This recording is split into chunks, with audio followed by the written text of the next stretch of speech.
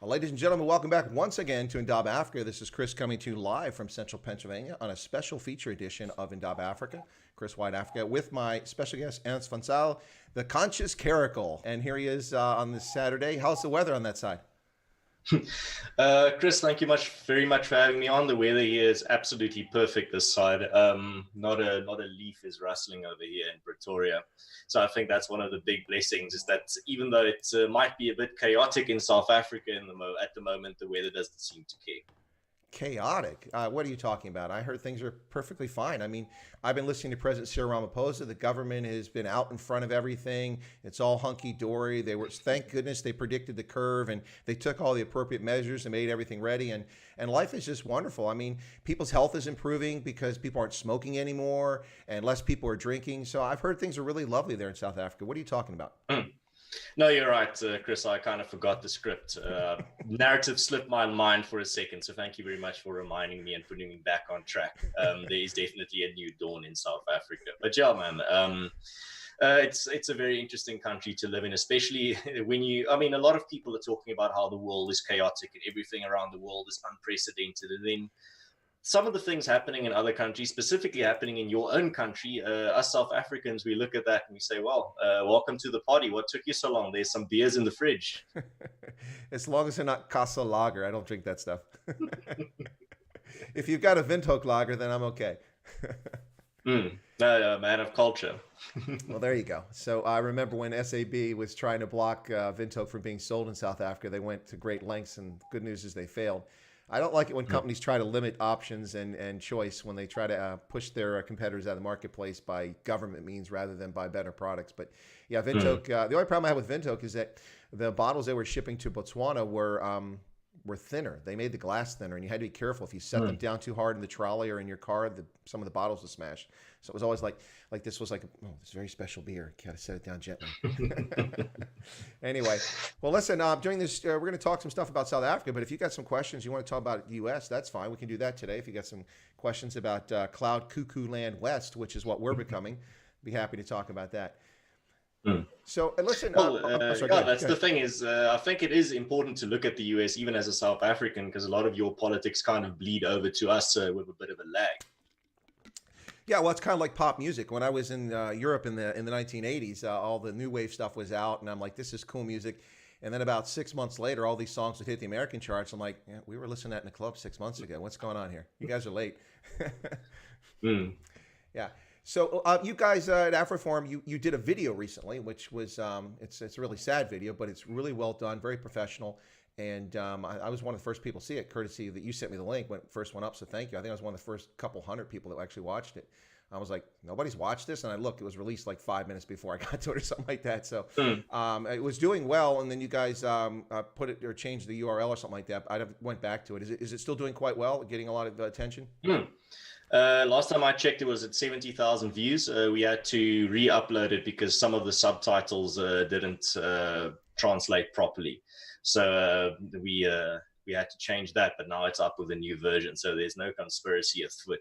It wasn't taken down by the man. But yeah, it's an important video that we made. It is shocking, but I mean, that's the thing, is that if you're not shocked at this point about the types of farm murders happening in South Africa, I don't know what to tell you. And it's disappointing to see now. I mean, in South Africa, one of the big news stories is the fact that this whole Black Lives Matter thing, with a lot of sportmen coming out in support of it and pressing sports teams to put it on their jerseys and to kneel and to do the Black Power fist and whatever. And a lot of people are giving into it. And then someone like, for example, Mark Fish, who is an ex-Bafana player, came out and said, no, I'm not going to support one single narrative. I'm going to go with All Lives Matter. But now that aside, what I find concerning but also telling is the fact that how viciously he was mobbed and attacked by these devout anti-racists, the good guys in their minds. But they viciously attacked him, called him all types of slurs and all types of horrible stuff, and said very vile things about him. And then it made me realize that these ardent anti-racists that attack Mark Fish or anyone that says all lives matter, the majority of them have never given a shred of a damn about farm murders, from what I've seen. So that makes sense then why when someone says something like all lives matter, that really gets their blood boiling, because it seems from their behavior and from what they are saying and how they attack these people that to them clearly all lives don't matter. And that's very sad to me to see. Something else that stands out is the fact that our campaign to bring awareness to farm murders, what is the hashtag? It's not white lives matter. It's not white farmers or white farm murders. The hashtag is farm murders. Our campaign is called Farm Murders and Farm Attacks. That's what we're bringing awareness to. No care about the creed or the color of the farmer. We publish statistics on all people being murdered on farms or being attacked on farms. And I think that's the big distinction is that you see between us and this Black Lives Matter movement, is that they don't care about murders happening in their own country, but because it's hip and because it's the flavor of the month, they are all very concerned about police brutality in America. But when the South African police and the South African military murdered South African citizens, they didn't give a shred of a damn, and it's very telling. People are seeing through it, I reckon. No, absolutely. I think it is quite a telling situation, and the reality is it's also really. Just excuse me a second here. I was trying to make sure the audio was good by listening to my stream very quickly. But the truth of the matter is that they really don't care. I mean, there's so many statistics we can run through, so many different points we can make. Let's just start with the fact that 300,000 black children are aborted in this country every year. And as a consequence, the natural rate of growth for the black community in this country is stagnated. If it weren't for the fact that 1 in 5 marriages in this country was interracial. Now, most of those are white and Asian, but there's a significant number of black and white. If it wasn't for that and immigration from Africa, the black population in this country would have declined over the last 20 years because of the abortions. Not a single word about that. I mean, we could talk a whole bunch of statistics, black on black crime, the fact that more black Americans are killed by black police officers who are black or Hispanic than by white. The list goes on and on and on. I'm so sick of hearing this false narrative about systemic racism. None of these people grew up with court-ordered busing, with segregation and things like that, which were still part of my life when I was a youth. That was still going on as we were implementing the Civil Rights Act, still into the 70s in this country. And and I've lived all over the world, and I've seen genuine oppression of people. And I'm just so sick of it, hearing this nonsense. And what's frustrating for me, Ernst, is to see, I get this in the South African context because there's so much at stake, particularly for the African National Congress. It's terrified that they're going to lose control. Maybe not at the moment with the National Coronavirus Command Council. They probably seem quite comfortable from their point of view. But I think they're whistling past the cemetery. But from this perspective, it's very disturbing here in the U.S. to see so many public officials whose only concern about this country is throwing Orange Man bad out of office in November. And they'll say and do anything they have to. It doesn't matter. They don't care about the safety of the republic, public safety, people's lives, damage that's done. Minneapolis is dead. The business center of Minneapolis, people have left. Businesses have left there in droves because there's no law enforcement. People aren't protected. And this is playing out around the country. We have mayors complicit in this nonsense in Seattle and in Portland, and governors as well. And if it wasn't for qualified immunity for these public officials, they should be led away in leg irons because they're responsible for the deaths of people, rapes, murders, and but the destruction of our public image and our international image around the world with this lawlessness, which, by the way, this isn't the first time. We saw this in the United States in the 1960s and early 70s on campuses and things, Black Panthers, all sorts of other things. And we saw it a century before with anarchists. President McKinley was assassinated by an anarchist. So it's not the first time we've seen this sort of thing, but this has to be the first time we've ever seen law enforcement sit idly by or be forced to sit idly by a bunch of lunatics who have no solution to what they're talking about. No, Chris, it's like I told you off air, it's fascinating to watch, and something that I did notice while I'm looking at some of these photographs and videos emerging from the US in terms of the riots is how your police are actually doing a lot less than South African police when it comes to riots. South African police, like Ian Cameron explained on my channel before, are actually quite good at dispersing crowds and getting crowds under control and pretty much de-escalating riots, even though they are often overwhelmed by sheer numbers. They have thorough training. They have a lot of experience in it. But looking at some of these American scenes, I see something there that I don't even see in South Africa, and that is cops standing a few meters away, seeing people be beat, seeing buildings being set alight and doing nothing. Not even in South Africa is that a very common sight. No, it's absolutely nonsense. And in fact, it's gotten so bad here that people who are obeying the law and following laws like their Second Amendment rights are being prosecuted frivolously by leftist prosecutors who got into office being funded by people like George Soros. We see this in St. Louis with a couple who obviously have had a good life. They've got this massive mansion there in center of St. Louis. I saw that. Yeah, but so they're defending themselves. But I don't know if you know the latest story on that. So first off, we have Second Amendment rights to keep and bear arms, but that doesn't mean you can just run around town and pointing guns at people. I mean, that's menacing people. So there's understandably laws against that sort of thing. But in this case, what happened is that they were on their property. They never left their property. People broke onto their property and they told them to leave, and these people menaced them. And so the prosecutor prosecutes them, not the people that broke their gate, not the people that menaced them, not the people that came on their property and threatened their lives. By the way, in order to charge them with the crime that they've been charged with in Missouri, Missouri has something called the castle doctrine, which your home is your castle. So that reinforces the Second Amendment, which says you can keep and bear arms by giving you the right to use deadly force to protect your home if you're threatened. So if someone tries to come on your property, you can use deadly force. Well, they didn't use deadly force. All they did was point guns and tell people to back away. Now, in order to be charged with a crime that prosecutor is charging with, they must be carrying a weapon that is capable of deadly force. In other words, if the weapon is disabled, if it's a museum piece or it doesn't have a firing pin, then you can't be charged with a crime, even if you point a weapon at somebody, because it never could have harmed anybody. So that makes sense, right? This is what happened. When the police came and confiscated their weapons and left them defenseless in their home, they took them back to the crime lab. The crime lab tried to fire the pistol that the woman was holding, and it wouldn't fire. So they disassembled it and found out that, in fact, the spring for the firing pin had been removed and put in the front end so that it was inoperable. Now, why was that? Because they had recently had a court case because the husband is a high-power attorney. That's why they got such a nice place, I guess. Lawyers make a lot of money. And he had to go into court to sue an arms manufacturer over a case, and they needed that weapon to prove their case. So the court forced them to make it inoperable. The court, inspected it, of course. The bailiff inspected. They took it in, and they presented that weapon in the courtroom because you can't just walk around with a gun. Anyway, so that weapon was still inoperable that day. It happened. Their lawyer came, took it from them so he could turn it into the police when they confiscated it. And so the crime lab was directed by the district attorney to reassemble the weapon, test fire it. They did. Then they charged her with the crime of using the weapon as if it was operable. Can you believe this nonsense? This is deep state. This is East Bloc. This is Soviet tactics. And this in the United States, if the country with the greatest freedoms on the planet and a tradition that we have has this sort of thing happening, you should be worried about the world, folks. But that's the thing, Chris. I wonder, well, not just Americans, Europeans as well, a few years back, that if you give your country over to socialist kleptocrats, your future will look a lot like South Africa's. I mean, I posted a photo of this to demonstrate this lawlessness that reigns.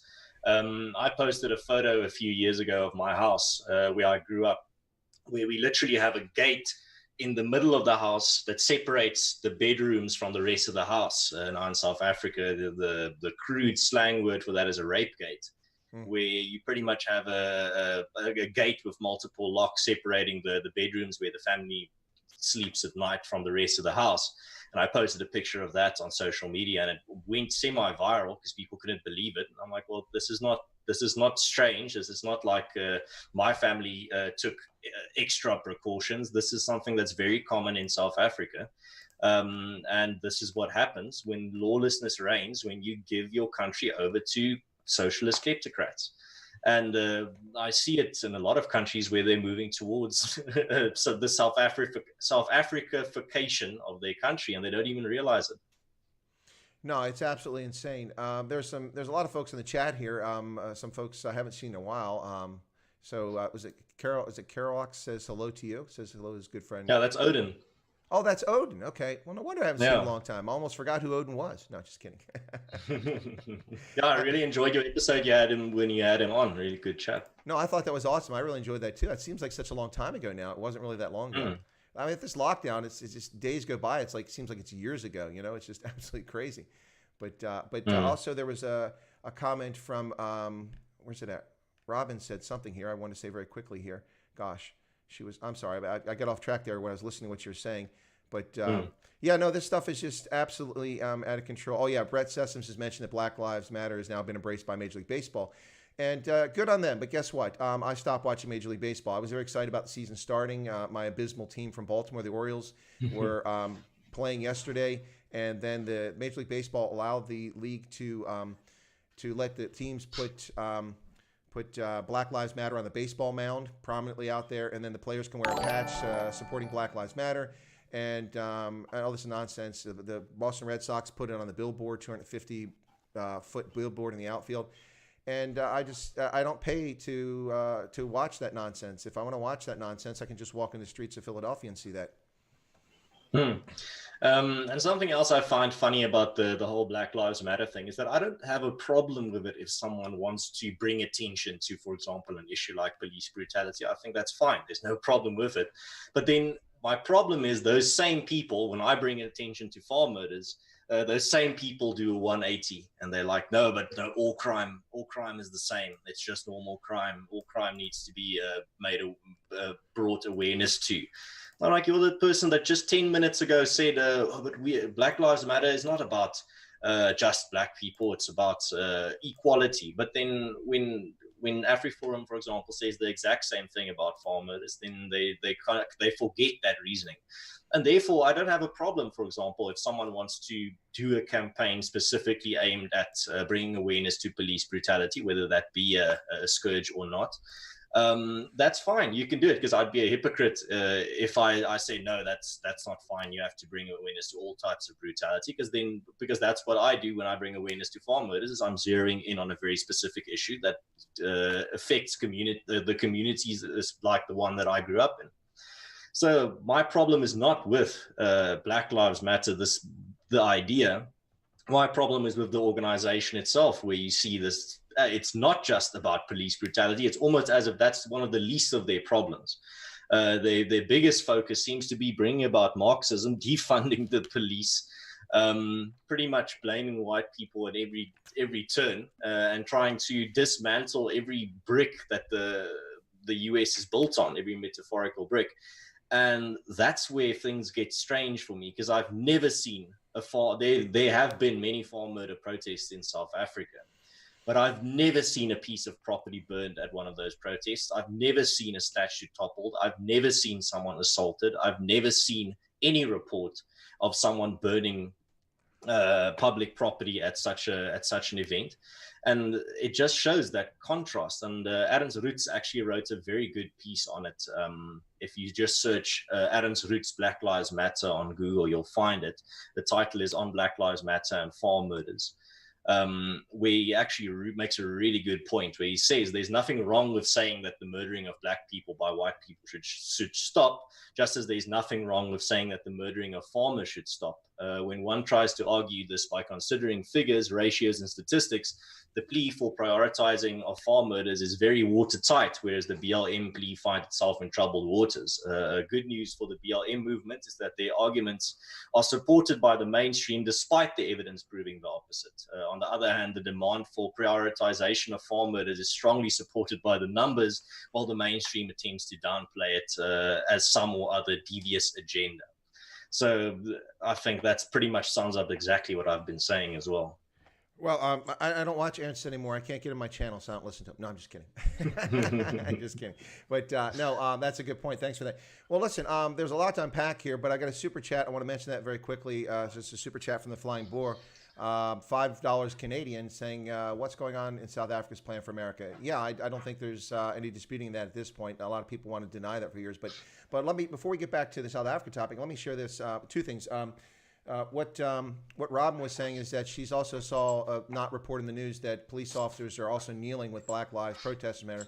I'm going to get that in a second, but first I want to express a different view on this. And I disagree about supporting Black Lives Matter, because it's just cover. It's top cover. I understand what you're saying, the issue, importance of that, and I get where you're coming from philosophically. But the bottom line with Black Lives Matter is it's a disingenuous, dishonest, fraudulent movement from the outset. The topic they're talking about simply is untrue. Police brutality, as if it's an oppressive system across the country. They're painting this as if this is the Stasi in East Germany, and it's untrue. Are there bad police? Does it happen? Yes.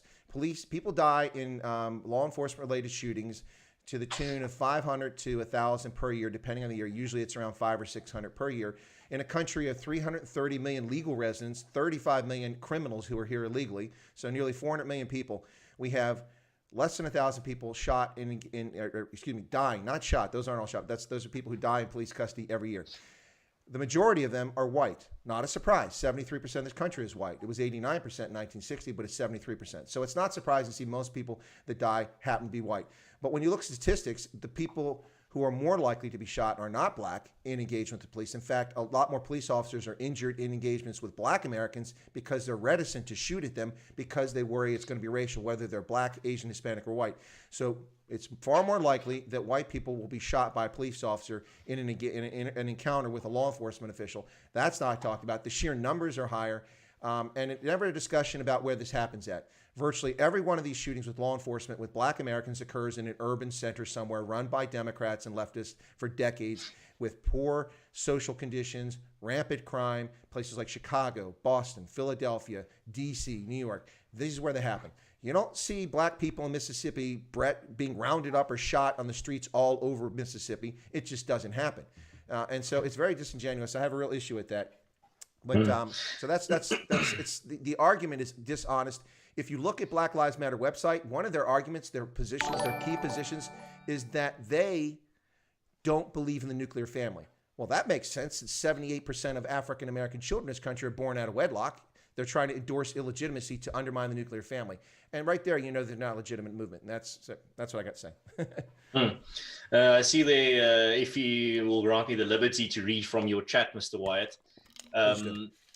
I see there from Dagbreker says Ernst also made an excellent point on he says politics. That's the English translation of our Afrikaans podcast that me and my mates do, politiek.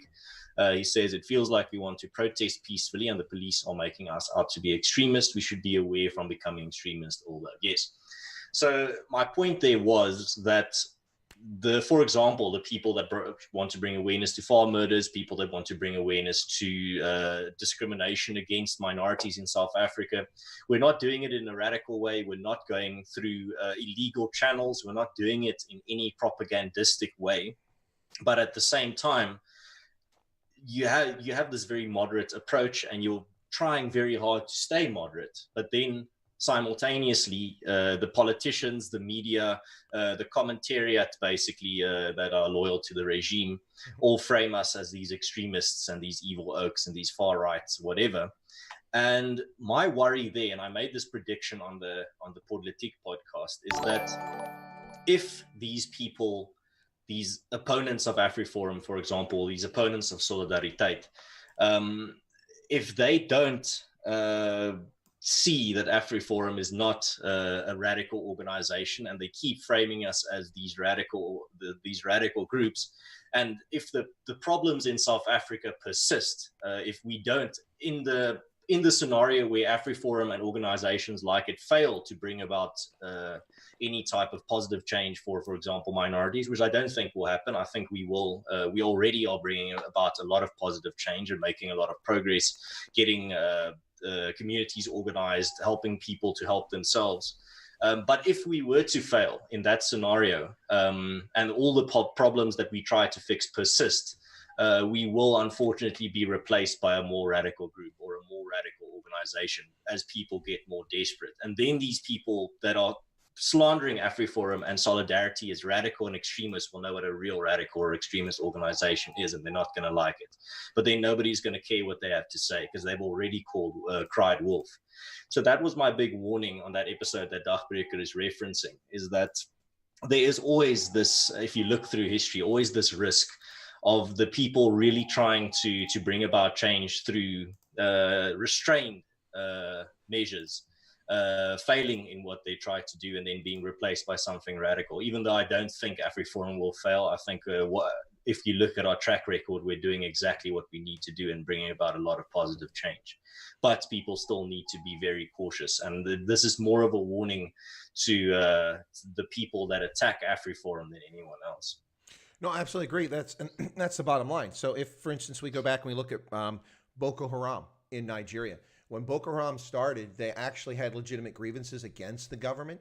And the government of Buja simply ignored their needs, actually liking the fact that they existed because they were a thorn in the side of the governors in the north who were not allied with the political party that was in control in the capital. So it worked out really well for the presidents in Abuja. Like, okay, fine, we'll just ignore that and let it be a problem up there. Not realizing how it would metastasize and become a serious threat, especially after the Nigerian authorities overreacted, killed the founder and several hundred members of the movement, and then they turned to terrorism. Before that, they just demonstrated. They maybe menaced a few police stations. They didn't kidnap. They didn't rape. They didn't murder. But then all the gloves came off. And this is the hazard. You're right about that. It's the same sort of thing on this side. It's not going to be much longer in which law-abiding people are going to take the law into their hands and start forming vigilante groups to deal with this sort of thing. I don't think we're that far away in some place in this country. It's when there's no law enforcement. We have people. I've seen the videos now in New York where people are just running down the street shooting at people in broad daylight in Manhattan. I mean, there's no police anywhere to be found. And I understand why the police aren't there, because if they take action, they're going to be punished or put in jail. And they're putting police in jail for doing law enforcement. I saw the video in New York of this overweight New York police officer, and this loudmouth black woman was punching him in the face. He just stood there with his mask on, and, because he was afraid to act. So he's standing there, and she's just beating on him, roundhouse swinging him. And a black officer turns around and sees his partner being beat on. He's enough of this, and he just nails her, knocks her to the ground. He's been suspended and arrested for assault. Seriously? This is absolutely insane. So what Robin was saying earlier was, and I've got some super chats to catch up on here, but what Robin was saying is that, but she's seen the videos, or she's heard about police officers take a knee. It's worse than that. Out in California, I think it was the National Guard, or somewhere, or maybe it was Oregon somewhere, the National Guard came out, and these loudmouth protesters get right up in the face. Now, I saw this video of these guardsmen in uniform, body armor, helmets, weapons, and all these protesters come with, they're watching a street corner, keeping patrol, and they all come up. There's no separation of the protesters, and they're right in their face. Now, when these idiots get right in the face of law enforcement or soldiers, they don't even think about the consequences of their actions. First off, you endanger public safety. Those people are armed with firearms. Firearms can discharge. You put a weapon on safe, but when people menace you, triggers get itchy, safety slides off, things happen. So this video I watched, there was a platoon leader, and this woman, just typical loudmouth, Black Lives Matter, Black Lives Matter. And is like, listen, you can't protest here. You must move on. I'm asking you to move on. And while this is happening, all of the crowd, not in an intentional way, it's just getting closer and closer to the soldiers who are around. And next thing you know, there's people standing right next to all the soldiers, right? And so then what happens is, I think, I was angry when I saw this video. It went on for several minutes. But I think what the platoon leader was trying to do was defuse the situation. So first, my anger, I thought maybe he's just trying to be smart. So he said, listen, I can't take a knee with you here. We can't do this. But what I will do is walk down the street with you to the next block. In other words, march with you for your protest. And that wasn't good enough for her. So eventually he acquiesced and he took a knee.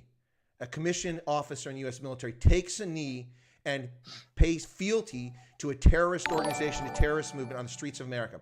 Now, that's all my personal opinion and view, which is right, by the way. But but beyond that, the point I'm making here is that when that guy took a knee, his soldiers followed suit because they follow what their leader does, and they took a knee. And everyone came out and they start patting them on the shoulder. Now, what happens if a rifle discharges and people start freaking out or somebody is hit by the ricocheted round? And then suddenly the militaries attack people. They have endangered public safety. The same way when you engage a police officer who's got a firearm and you come up alongside him, you have endangered public safety. These people need to be rounded up and locked up and charged with insurrection, and that's the end of it. This is ridiculous.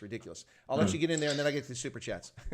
All right. Well, no, for me, firstly, I actually wanted to bring up something else that kind of links up to what you're saying there, but it's going to be pretty much a long discussion that flows from it. So maybe you can look at the super chat first, and then we can get into it. All right, let's do that very quickly then. So, because the Flying Boar is my favorite pilot. Well, almost my favorite pilot. He's Tian's pilot too. That's my two favorite pilots right now.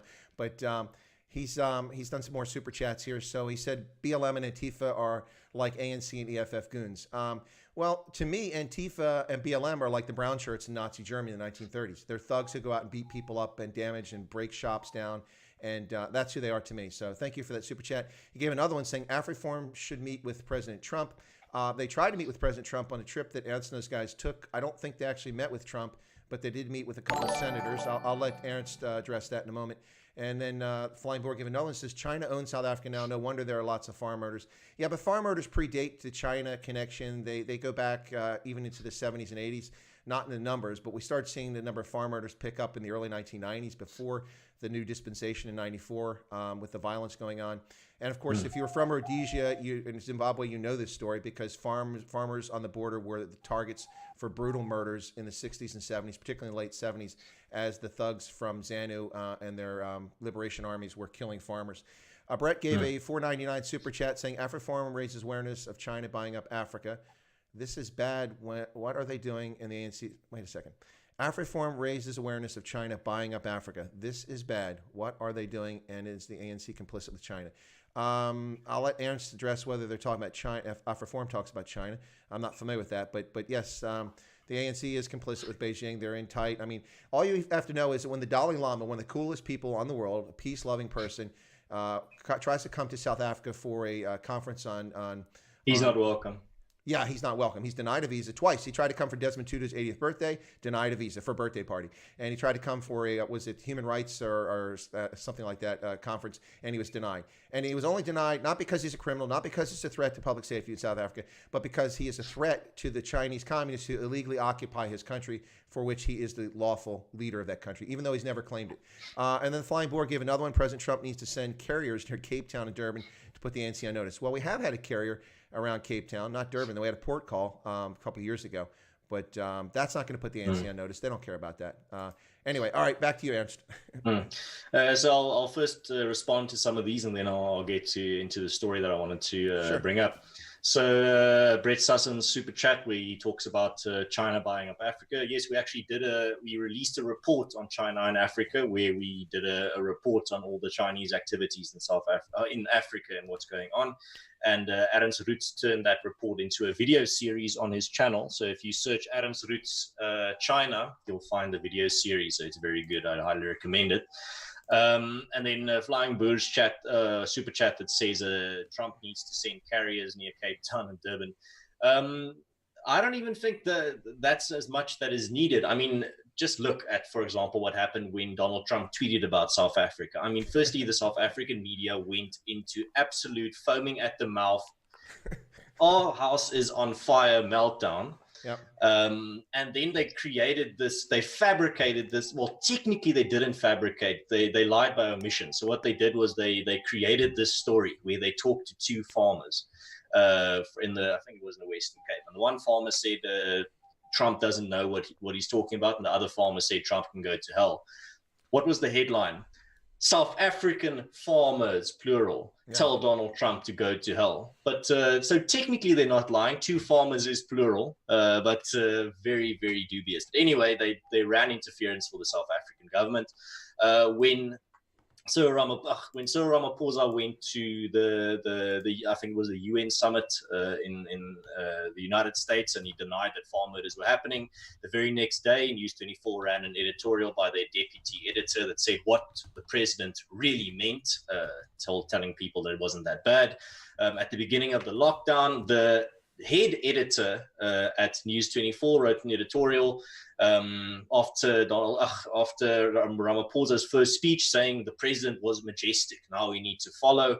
And then a lot of editorials in the meantime as well praising the president. And then his latest one, I think, was about the alcohol ban. 2 hours after the alcohol ban being reinstated was announced, News 24 ran an editorial by their head editor, Adrian Basson, that said, don't be mad at the president for the alcohol ban. Be mad at people that are holding parties.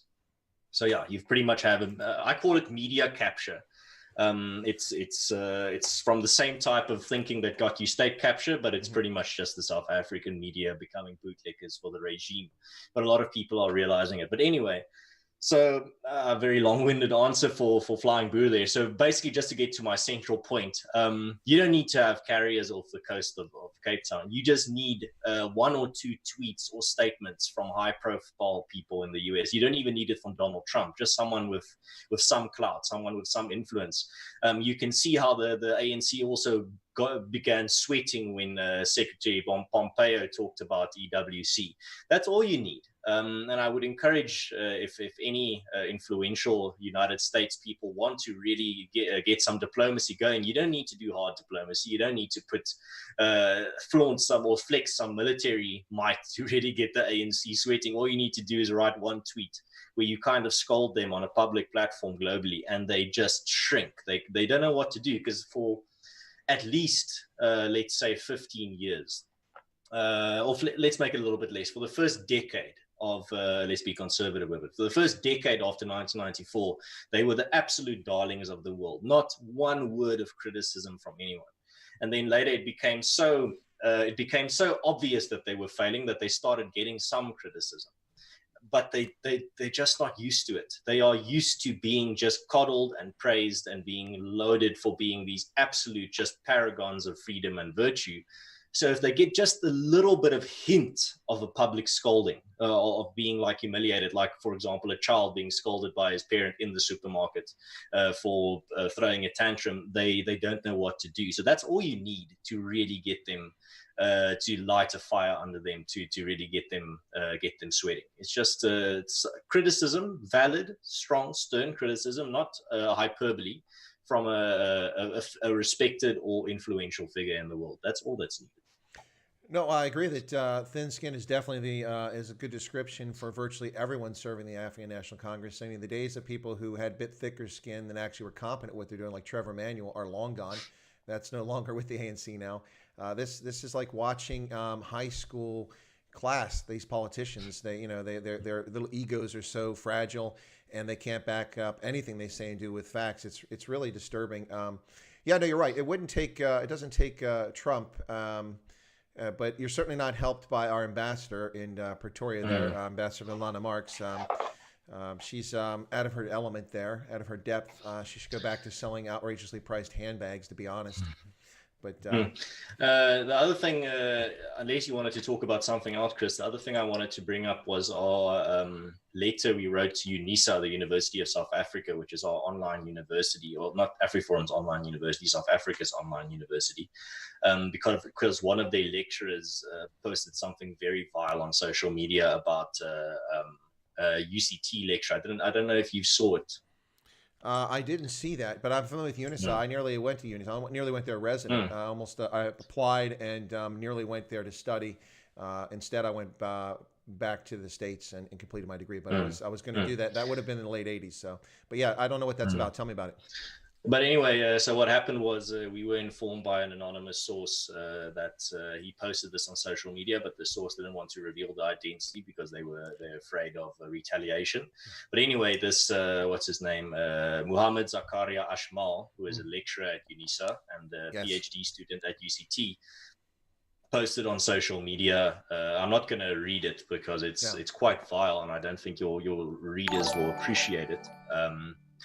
But he basically was talking about this lecturer at UCT, and he made this post comparing her to a dog, bringing her race into it, bringing her gender into this tirade, really going off on her, calling Nelson Mandela and Uncle Tom. Anyway, the post is there. If you search AfriForum, the media statement that we put out is AfriForum requests dismissal of UNISA lecturer for gender and racial abuse of UCT professor. If you Google that, you'll find it, and you'll see the post that he made. So we pretty much, we didn't demand that UNISA fire him. We just asked, is what he said in line with their policies in regards to this type of harassment or this type of abuse, in regards to what the vile stuff that this person said. And we got a response. So we wrote this letter, and the response was from their lawyer that this is a free, I'm paraphrasing, this is a free country. He has a constitutional right to say what he did. And they are waiting for a formal complaint from the person that he attacked herself, even though that doesn't make sense because this was on a public platform, so anyone can complain about it or lodge a complaint. But anyway, so for me, the thing here, and this is why I wanted to bring it up, because it is very important. What's happening here is a double standard, and this is the angle that AfriForum took, because I think this is the main thing, that yes, he has freedom of speech, but at the same time, tertiary institutions also have standards and codes of conduct. So when you have people in the past comparing, for example, black people to animals and being swiftly dismissed and shamed and fined 200,000 South African rands for doing it, and then you have this person likening a white woman to an animal and calling her all types of vile stuff on social media, and the institution just says he has the right to freedom of speech. You set a very dangerous double standard, and this is how it connects back to what I was saying earlier about radicalization and escalation. Because what's going to happen now, and this is not the only case of this, many cases of this have happened where you create this double standard. If it's, I mean, the South African Human Rights Commission have outright stated that the race of the victim and the race of the perpetrator when it comes to hate speech or this type of speech factors into their judgment. What's going to happen in the future is you might have a white South African saying something vile about a black South African, or comparing them to an animal, and then white South Africans are going to have that double standard in mind and say, but I don't care as much anymore. I used to care, but different rules apply for different people, and some animals seem to be more equal than others, to excuse the pun. And then they're just not going to care anymore. And all that progress, and I think South Africa has made a lot of progress in regards to tolerance for between cultures and races, and intolerance towards genuine racism. I think we've made a lot of progress since 1994 on a micro scale, on a personal level, rather than like on a big macro scale. But then you destroy all that progress. What happens is, by creating these double standards, all these people that have made a lot of progress in regards to tolerating other people, being more open-minded, are just going to say, well, if different rules apply for them than for us, then what's the point of being tolerant? And all these ugly things of the past are going to start poking their heads out again. And you're going to see some very ugly things come back. And they're not going to be condemned as they would have been maybe 10 years ago, because people are just going to say, well, if there's a double standard, then whatever standards we have are a joke. Double standards turn even genuine and valid standards into a joke. And that's what's going to happen. People are going to start saying some very vile stuff on social media, I predict, in the future. And the white community of South Africa is just not going to care as they would have maybe 10 years ago. They're just going to say, well, what's the point of having standards if standards aren't consistently applied? And it's a sad thing. Well, I don't disagree. But the one thing I will say is that I think that the Professor Unisa is wrong. His attorneys are wrong. It's not a free country. You don't have free speech. South Africa has very draconian laws against insulting someone's character. I mean, I can't just run around spewing the K word. I'd wind up in prison in South Africa. Just ask Vicky Momberg, after she was assaulted and was in shock. And she wound up being made a felon and put in prison as a result of that, not to mention the huge fine she had to pay to the police officer whom she assaulted for calling him names. Seriously? We have people here assaulting police in the streets, and then the police defending themselves are arrested. The world is upside down. No, it's absolutely crazy. There's a comment here from Wayne. He says, but there's not one powerful, influential person in the whole world to speak up. Amazing, no one cares. Well, yeah, Wayne, I have a hard time disputing that, but I can give you a reason why this happens. There's two things at work here from my experience. And I remember that this is in Africa, this is in Europe, and this is in the U.S., because I've lived in all those places throughout my life, and I spent about a third of my life in each of those places. And from my experience, this is a consequence of an education system which leads people to be taught things that are incorrect about history. And for some reason, Western society has allowed itself to be dishonest about history and pretend as if all the evils in the world that ever existed were all created in the last 250, 350 years by Europeans, when in fact the most human progress that's ever taken place in the history of mankind has taken place in that time frame, and largely a result of Western life and Western science and Western governance and such. And so what happens is you have people afraid to say things. I'll give you a little anecdotal story here. So some people have heard this before. So when I worked at the Defense Intelligence Agency, I came back from Tunisia after 9/11. I worked at the National Security Agency. Then later I went to the Defense Intelligence Agency. And at that time frame, it was a few years after 9/11, and people were still having this conversation about making English the national language of the United States, because embarrassingly, we don't have a national language here in the United States. The only industrialized country that doesn't have a national language. So or official language, I should say. So I would come back from exercise at lunchtime. I'd go into the newly renovated cafe because it was nice to get something to drink. And I'd see people that I knew, other analysts and such there. And I'd sit down, and invariably, this went on for a couple months. And they're talking about English as as official language. And they'd ask my opinion. I said, well, of course it should be our official language. And then I'd always get this. Oh, you just don't like Mexicans. Who's talking about Mexicans? I said English should be our national language. Oh, you're just a typical American. You're too lazy to learn languages. At the time, I spoke 5 languages, and I said, well, you're just dog whistling. Yeah, exactly. But here's the thing. I said I speak 5 languages. Oh, they're probably just European Romance languages. Actually, I speak 3 African languages. And when they run out of excuses and names to call you, if they actually legitimately interested, and some of them were, they're just repeating stuff that people have told them. If they're actually legitimately interested in a cogent conversation, you can have it about the merits of having that. But the problem is you have to fight through all these layers, and it's so many people are afraid of being called this, that, and the other. It's like, someone called me a racist. Go ahead. You don't know what a racist is then. If you think I'm a racist, you have no idea what a racist is. You are a bigot or a racist yourself in doing that because you're trying to diminish and demean who I am. And it's you have people who are afraid to speak up and have been afraid to speak. And you have a lot of people who are comfortable. Look at the corporations in South Africa, the big banks that control everything. You got 5 major banks control 90+% of the banking market there. So it's an oligarchy, and they pretty much set the rates. They set the interest rates. They set the credit card charges, which are a crimp on economic growth in that country. And they control everything. And you have to pay for banking services that many of us in the rest of the world don't pay a penny for because you've got small number of banks. Same in the retail industry.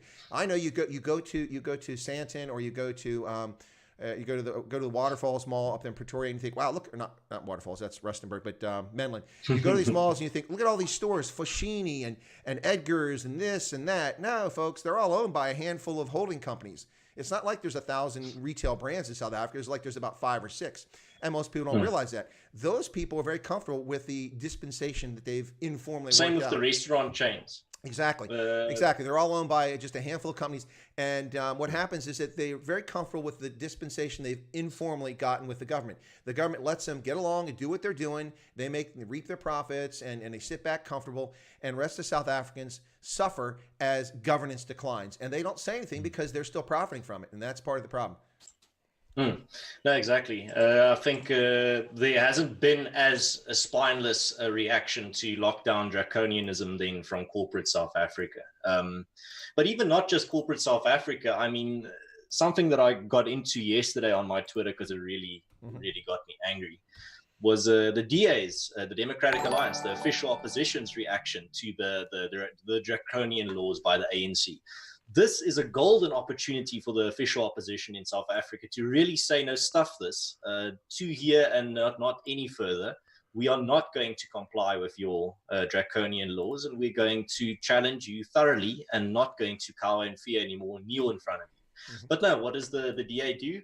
When the ANC tells them, and this came out yesterday, when the ANC told them, you're going to close your schools for 4 weeks, the DA said, oh, no, we would have preferred closing for 2 weeks. 4 weeks are absurd. I'm like, oh, so you say, we would have preferred if you dictated over us at 50% intensity. 100% intensity is just taking it too far. Like, guys, this is not a winning strategy. For example, the head of education in the Western Cape, the DA woman, said on Twitter yesterday, right after Ramaphosa announced that schools would be closing, she tweeted out, "Don't tell me what to do." Got a very positive reaction. People saying, yes, I'm showing some mettle, showing some fearlessness. Nice. Next morning clarified, I just want to make sure everyone understands my tweet was not directed at the president. My tweet was directed at someone else. I'm like, this is your only chance, right? If you fail here, you are never going to be the incumbent party of South Africa. The next regime is not going to be a DA party if you squander this opportunity. If you've given up, you need to tell your voters, because it seems like the DA has just given up, man. And then someone else said, and I'm not bashing that person. We actually had a very good conversation. He said that we don't have any other options. I don't think South Africans can be picky about what opposition they vote for. And I said, well, if that is your logic, you're just going to elect an ANC light, and within 10 years of them having power, you're going to end up in the exact same position that you were 10 years ago, because you've set the standard now. You've given the DA the message that they don't have to live up to standards. They don't have to try. They don't have to do anything risky, because they have your vote anyway, because they're the opposition, the official opposition. That's not a very good strategy, because then you're just going to replace, if the ANC is miraculously dethroned, you're just going to replace them with another party that has been given free reign, that you are better than the ANC. At least we're not the other guys. I can do whatever I want. And that's how you ended up with 2019, where the DA literally called their own voters that criticized them racists, where the DA, high-ranking figures in the DA, came out and said, it's just a bunch of racists that are criticizing us. And they got a very rude awakening at the election. And it's good. That needs to happen. You need to hold these parties accountable. When they break promises, speak up. When they are not trying their best and they are pretty much endorsing socialism light, don't accept it just because it's not socialism high quality. Because then, and the other example is in 2018 when Ernst went to the South African Parliament to talk about, speak out against against EWC, expropriation without compensation. The DA MP that day told Ernst that she could not agree with anything he said that day, just so she can jump on the anti-AfriForum bandwagon and get some brownie points. But then that leads me to the conclusion that why should I support a party that I know that I don't know won't just support EWC light if it suits them? If you can't stand up for your principles when it's inconvenient, if you can't stand up for your principles when it's not politically correct, then I'm not going to vote for you. It's simple as that. Well, I think you've touched Sorry for the rant, No, Chris. no. You've touched on a couple things. I'm going to have to catch up with some super chats in the here, but let me just respond to that very quickly. No, please do. Okay, first off, so those who know me, pay attention to me from written products and speeches and such, not YouTube, because I wasn't doing this then, because I was still serving officer, but they'll know that I was highly critical of the DA from 2017 to 2019 during Musi Maimane's term, because they lost the plot completely.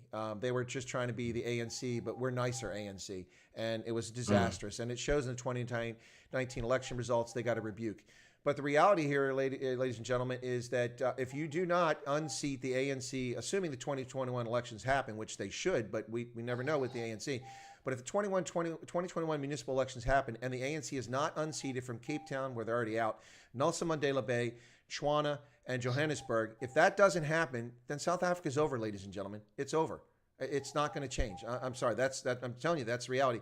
Things will become so bad by 2023 that there's not going to be much left to salvage. It's just going to be a disaster. It's going to be a banana republic at that point. So you all have to make a decision. I'm not telling you to vote for the DA, but I don't see the Freedom Front Plus growing 25% of the vote in that time. I don't see the COPE doing that. I don't see the IFP doing that. My recommendation is you're going to have to unseat the ANC in those parties, in those cities. And a party is going to have a majority, so they're not beholding to a coalition like the DA was in Nelson Mandela Bay. For all their faults, I would say that when they had governance under Athol Trollip in Nelson Mandela Bay, in my view, the DA in that city was doing a good job with service delivery and other things. But you're right. You can't. And I go back to the expropriation without compensation thing. I have warned people that expropriation with compensation is far more dangerous than people are thinking about. It's about land. No, it's about taking property.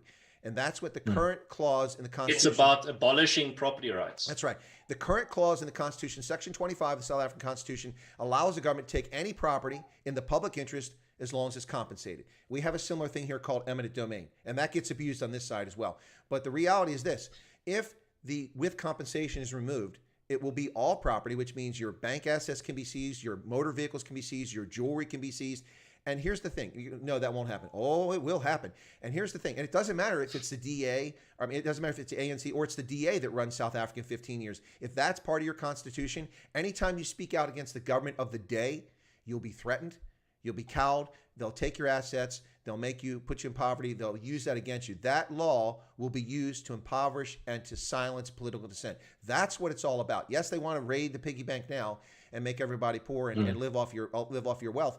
But the bottom line is that we use this as a political weapon in the future. And that's the dangerous part about this. And what bothers me is that the ANC for 17 years, year after year, voted down this asinine amendment every time it came up on the floor of the parliament. Every year they voted it down. A handful of ANC idiots would vote for it, but it would go down. Once the inconvenient youth had his own political party where he could babble from. Yeah, that's not original. I got that from a book in South Africa.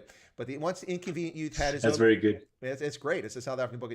But once he had his own platform, this is what happened. The ANC started getting nervous, and they saw their support slipping away. Now, I think the ANC's fears are unfounded if they just govern in a more centrist, not even centrist, but a slightly less left, but more to the center. They'd be fine. They'd get away with all kinds of stuff because people would be happy to go along. But they've gone so far to the left, and they haven't gone far enough for the EFF. They're in trouble now. And right now, if elections were held today, they would be obliterated in every metropolitan. Even in Bloemfontein and Durban, which I think there's no chance they're going to lose, they would see dramatic drop. The ANC would go from like 80% in Bloemfontein to 45% today. I guarantee it. If there were actually a vote today and it was a legitimate vote, that's what happened. This is dangerous, people, and people need to wake up in South Africa. You know, they're worried about farmland. They should be worried about farmland and property rights, but you need to worry about the political impact of this. That's the big issue there. And go ahead, and then I'll get back to the super chats after you finish. Yeah, no, you're absolutely right, Chris. But at the same time, that's why I'm making the point. This is the hard part, is that the easy part is just focusing on one front and saying we just need to get the ANC out. But whatever you replace them with is also of critical importance. Yeah. Like I said, if you replace them with ANC light, you just bought yourself 10 years. That's all. You're just going to end up with the exact same type of party. And and South Africa will not recover from an ANC version 2 that they have to fight another 30 years to get out of office. So that's also very crucial. So you can't just, and I'm not talking about you personally, you can't just focus on, we need to get the ANC out, vote for anyone, doesn't matter who. Yeah. You need to hold your opposition party's feet to the fire. If they fail, it's better that they fail and not replace the ANC than just replacing them, giving everyone this hope, and then just having 5 years of maybe things getting better, and they just succumbing to that same temptation of power. You just get a redux of the 90s South Africa versus 2010 South Africa. So what's important here is that, and it's a double. It's in there's two aspects to it as well. If you push your opposition party to be better, they will get better results in the electoral results as well. I mean, for the DA, it's very obvious. So my final, to boil it all down, is the fact that don't let your vote be held hostage by an opposition party that just tells you at least we're not the other guys. Yeah. They might not be the other guys, but they might also have a back behind their back that they're just going to use against you as soon as they get into power. Push your opposition parties like the DA to come out strongly against EWC in public. If there's an event again where, for example, AfriForum does a speech in Parliament against EWC, and the DA MP again says we can't stand with you on this because it's inconvenient, because agreeing with AfriForum is inconvenient, don't let them get away with it, because a party that does that, a party that thinks about it puts its own image before standing up for its principles, will stab you in the back the first moment it gets into power. Well, I don't disagree with that, and I think you're spot on, and that's that's a topic we could talk about for hours. In fact, the DA. Not this isn't a bash the DA session, but the DA's response to the National Coronavirus Command Council has all been to focus on court cases, many of which are going the wrong direction and actually violate the Constitution, in my view. I'm not a legal scholar, but I can read modern standard written English, and it's not that complicated. It's not DA bashing, Chris. You call it tough love. Yeah, there you go. That's a better term. No, I'm just saying that the reality is that it's not simply about court cases. As I've talked to all political parties right now in South Africa, like in any country, you need to be on the ground. You know, if you want to get people's vote, you have to be part of their lives 365 days a year. That doesn't mean you're stuffing your political views down people's face, but you don't rock up 90 days before an election with banners and put things out in the yard and have demonstrations. You talk to people all the time. And now is the time. Now is the grassroots time in South Africa, because people are pissed off. They're hot full. They've had enough of this nonsense. And it's across the board. It's all ethnicities. It's all South Africans. And the time now is when the iron is hot. Now is when you strike if you want to make electoral gains. You don't wait till election in 2021. You're out there now. You're showing people what you can do. And listen, it's not simply about delivering food parcels. That seems to be the answer. We'll deliver food parcels, just like the ANC. No, that's something you do. But there's a whole misconception about what governance is, and it really drives me nuts. Let me catch up on the super chats really quick here. Yeah, go for it, because they're coming in fast and furious. So thank you all for that. Yeah, I see, man. You've got a very nice chat going today. So the Flying Boar says some white farm. Let me get to two of them, then I'll catch up. I'll let you answer the first one, but let me read both of them, because I'm going to answer the second one first, then it'll be your turn. So some white farmers tried to immigrate to Australia. What happened to that? Didn't Russia give asylum to some white South Africans? You have any information on that? So I'll let you get to that in a second, but the next one I'll answer. It says, and this is also from the Flying Boar. He gave $10 for that one about Australia and $5 for this one. Is the U.S. giving financial aid to South Africa? Cut that aid off and sanctions the country and the banks. Yes, we do give financial assistance to South Africa. Most of it's development money, and specifically it's PEPFAR money, the President's Emergency Program for AIDS Relief, or as I call it, the President's Enduring Program for AIDS Relief, because his 5-year program is now 20 years old, almost 20 years old, 17 years old, and we've spent on the order of $140 billion on it, 85% of it in Africa. We give PEPFAR money to South Africa. The problem with canceling that money is it harms South Africans. It doesn't harm the ANC in the least. And South Africans won't complain to the ANC. They'll be angry at the United States. And beyond all that, we sort of have a moral responsibility at this point, whether we like it or not. You can't sign up for offering to provide free antiretrovirals to people, and then when it's inconvenient politically, simply stop providing. There's a moral hazard there. And I'm not a leftist, I'm a small government person, but once we signed up to give people free antiretrovirals, which is what we're doing, we're paying for those. Most of the antiretrovirals in South Africa are being paid for by the United States government.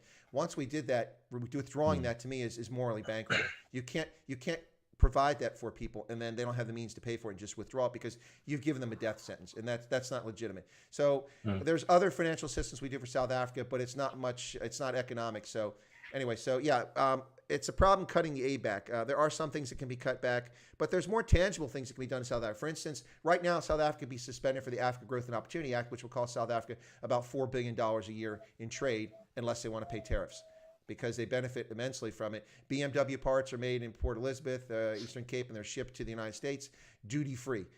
There's no reason why the government of South Africa should be allowed to ship goods to the United States duty-free, because they're not in compliance with the Africa Growth and Opportunity Act, which requires the government to protect property rights, which they're not doing effectively. Go ahead, Ernst, the first question about Australia.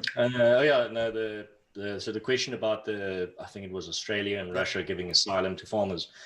Not an AfriForum initiative, so I don't have any insider information on it. I can't really tell you what's going on there. I just saw it in the news, but no one that I know is helping out there or is involved there.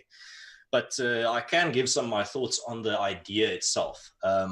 People need to realize there are 4.7 million white South Africans.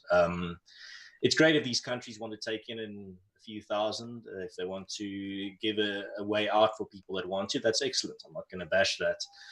But it's not a solution. It's not a solution for a minority being attacked in South Africa. The world is not going to take 4.7 million refugees, and a lot of those are going to refuse to leave the country where their great-great-great-grandparents have been buried for generations.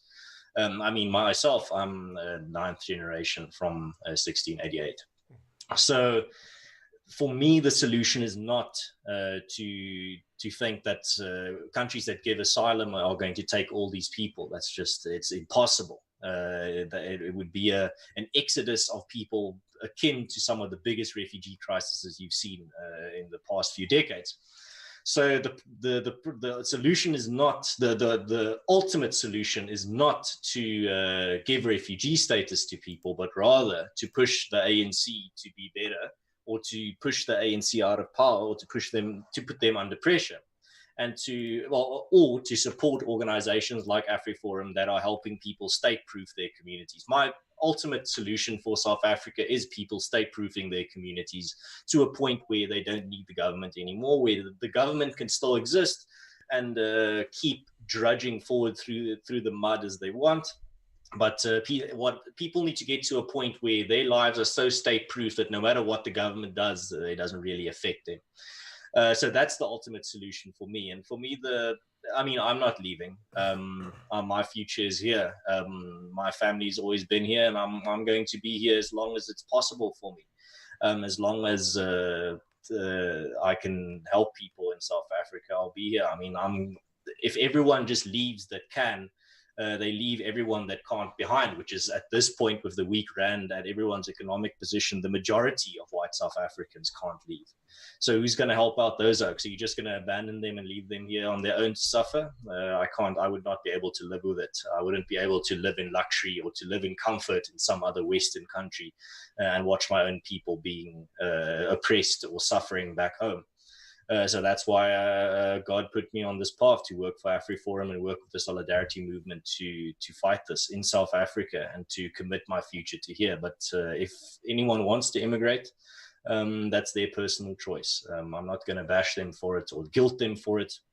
I personally, as long as they give me the same type of understanding Because something that I have seen and something I have noticed is the ugly side of that expat South African community, where they see people like me that want to stay behind and do my part and say, oh, you must be an idiot. Look how naive he is. You haven't thought this through. You're just a moron. And then to those people, you have to realize I thought this through very hard. I've come to this conclusion. This is the path that God set me on, and whatever happens, happens. But I've made up my mind. So yeah, that's a bit more of a personal tangent that answer went on, but I think that's at the end the solution. Giving refugee status to South Africans will help a small handful of people, but the ultimate solution is still domestic. The ultimate solution is still state-proofing your community back home, and helping and supporting those people that can't leave. And I'll do my best to contribute towards that cause. Yeah, absolutely. I'm quite outspoken on this issue when people ask me about, can you help me get here, help me get there, and well, I can't. That's the first point. But beyond that is it's really heartbreaking to see people want to or feel they need to give up on their country or they must go somewhere else. So to me, that's not a solution. That's really sad. I understand the motivation, particularly with what happens, but it's really sad to see that. So yeah, I'm with you on that. And I also have seen people abroad who criticize those who stay behind. But quite frankly, one could turn that horse around and say, we'll criticize you for abandoning and leaving everyone else behind this is your country. But anyway, that's a difficult situation for people. But no country is going to be taking in all these folks. It was a different situation for Zimbabweans. They were welcomed in Nigeria, in Kenya, in Georgia, and several other places. Tanzania, they were even welcomed, and a number of commercial farmers. But the number of commercial farmers we're talking about is a few thousand who left Zimbabwe and went to those countries and had no major. It did have a big impact on Zambia. It greatly increased agricultural production in just a couple of years, but it's not going to have a major impact. And so people can do that, but no one's going to take. And you also need to take into account the fact that there were only 200,000 white Rhodesians, the majority of which came to South Africa. Right, but when Mugabe started this farm invasion nonsense, there were about 120,000 left at that point who were committed Zimbabweans. Excuse me. But now the population of whites in Zimbabwe is about 30,000, mostly elderly folks, and so they've killed off a culture and a people who were there for the better part of a century. They were there nearly as long as the Ndebele. My point is just those 200,000 white Rhodesians didn't get out of the country through refugee status or one big refugee program. They pretty much just went next door, which is the contrast to South African situation where we have nowhere to go. There's nowhere. Botswana is the most viable, but they're not going to let in so many people that it changes their demographic makeup for a country that only has like 4 million people. So that's also not and that's why I'm saying my bottom line is the solution needs to be here. If the solution is not in South Africa or South Africa based, you're condemning millions of people to a life of misery and suffering, while you sit sipping a nice drink in a country that you could afford to leave, or that you could afford to go to. And the other part of this too is that you're not just consigning white South Africans to misery; you're consigning all South Africans because white South Africans, I'm saying millions of South Africans. Yeah. Well, no, I'm just making the point for others that because you're with AfriForum, so people assume that you're racist. So I'm making sure it's clear. No, South Africa has a brain drain of all types of South Africans, not just white South Africans. A lot of black South Africans also are leaving the country, and to them, I would say exactly the same thing. So let me say very quickly, do a little housekeeping, ladies and gentlemen. You're listening to Chris Wyatt Africa here on the Indaba Africa channel on YouTube. My special feature today, my guest is Ernst van Zyl, who's with AfriForum. We're talking about events in South Africa. Earlier, we were discussing the lunacy and chaos taking place here in the United States, and people are very generously sending in a lot of great comments and some super chats. So I'm going to catch up on the super chats here very quickly. Some good questions. Anyway, thank you all. We've got 105 people in the stream right now. Thank you all for being here. Appreciate your contributions. They're really good questions. But Ernst just talked about Botswana, and Odin earlier put a comment in there, which I thought was a really good one. Let me see if I can find it really quick. Odin said, Chris Wyatt is the most Botswana knowledgeable racist in quotes. So, thank you for that one, Odin. I appreciate that.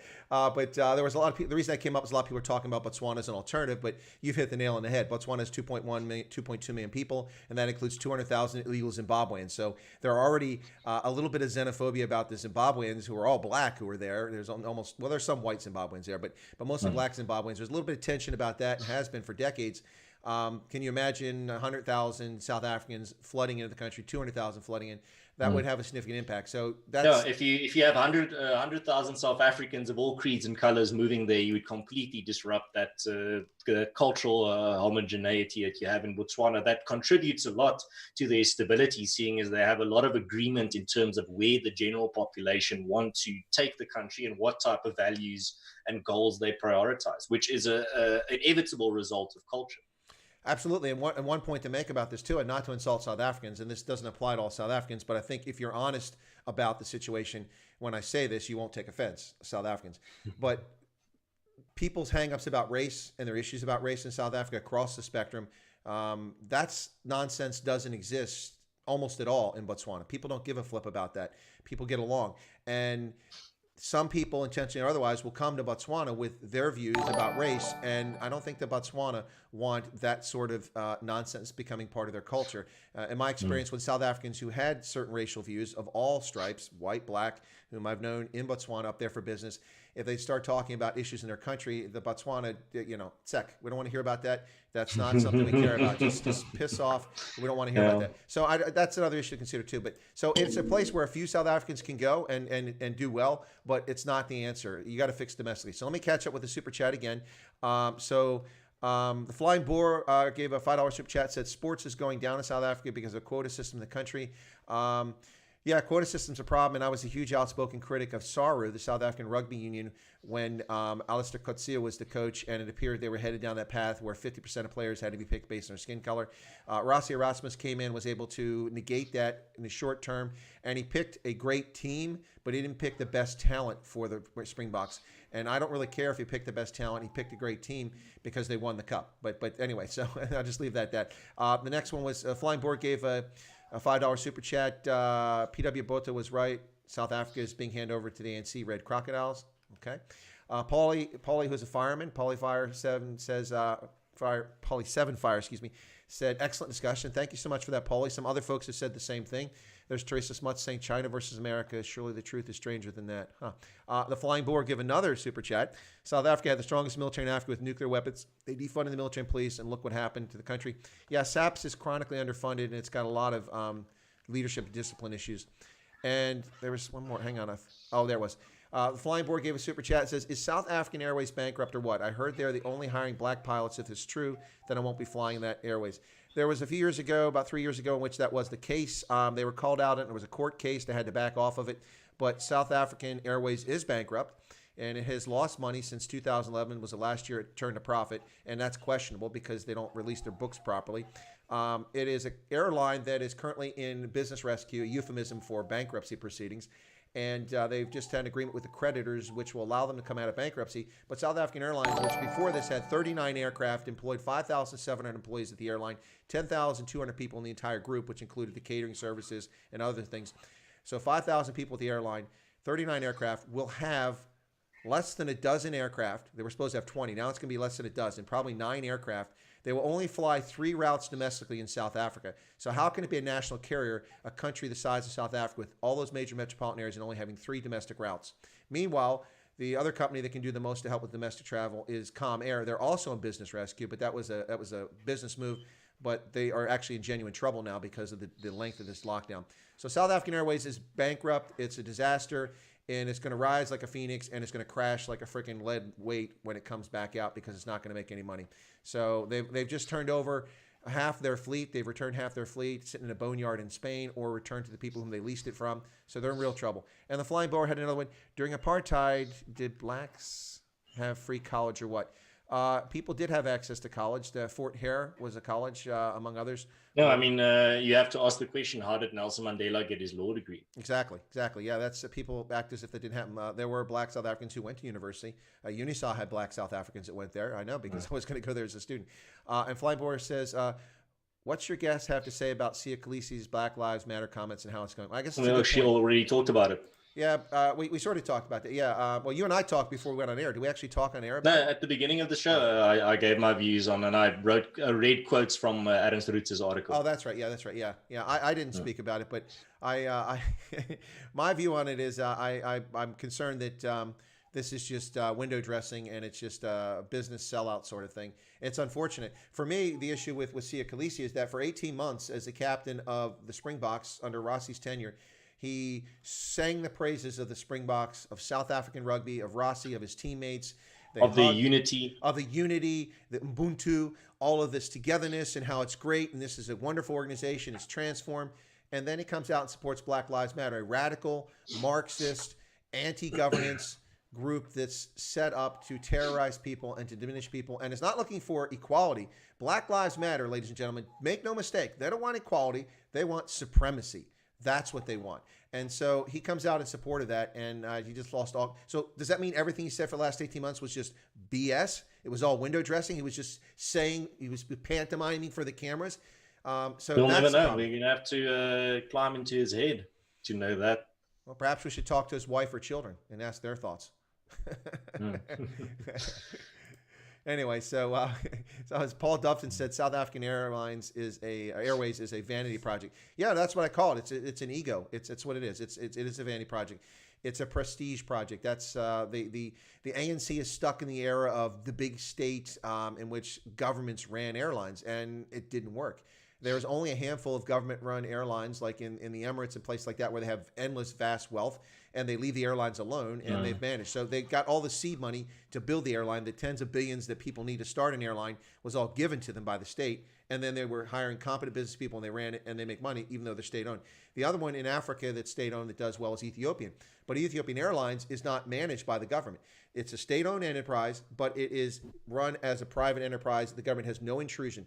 So they get the benefit of the government shilling for them, promoting them all the time, diplomatic, hey, fly Ethiopian Airlines, big events and stuff like that. But the government doesn't come in and have any business decisions, which is the smartest move they can ever make. I don't like state-owned enterprises, but if you're going to have one, Ethiopian is a good idea. And we just got another super chat before I let you get back in there. Hanko Janse van Rensburg. How was that? Did I say it pretty well? That's pretty good, Chris. Thanks. Guys, good chat. Remember to talk about Western Cape independence every single day. Have a good day. Well, we haven't talked about that. The Western Cape independence movement, some people think of it as a cosmetic boutique sort of thing, a cute little idea. Others think they're serious about it. I had Phil Craig on my is it Phil Craig? Yeah, I also talked to Phil on my channel. So let's talk about that real quick. Any thoughts on that? I've actually been asked this question on every one of the last, I think, 3 or 4 shows that I've been on, seeing as it's such a hot button topic. And my answer is not as popular as a lot of people would like it to be. I'm a bit more cynical or more pessimistic and realist when it comes to this. For me, I'm glad that the Cape independence movement is gaining traction. I'm glad more people are talking about it. Phil Craig is a very smart, nice guy.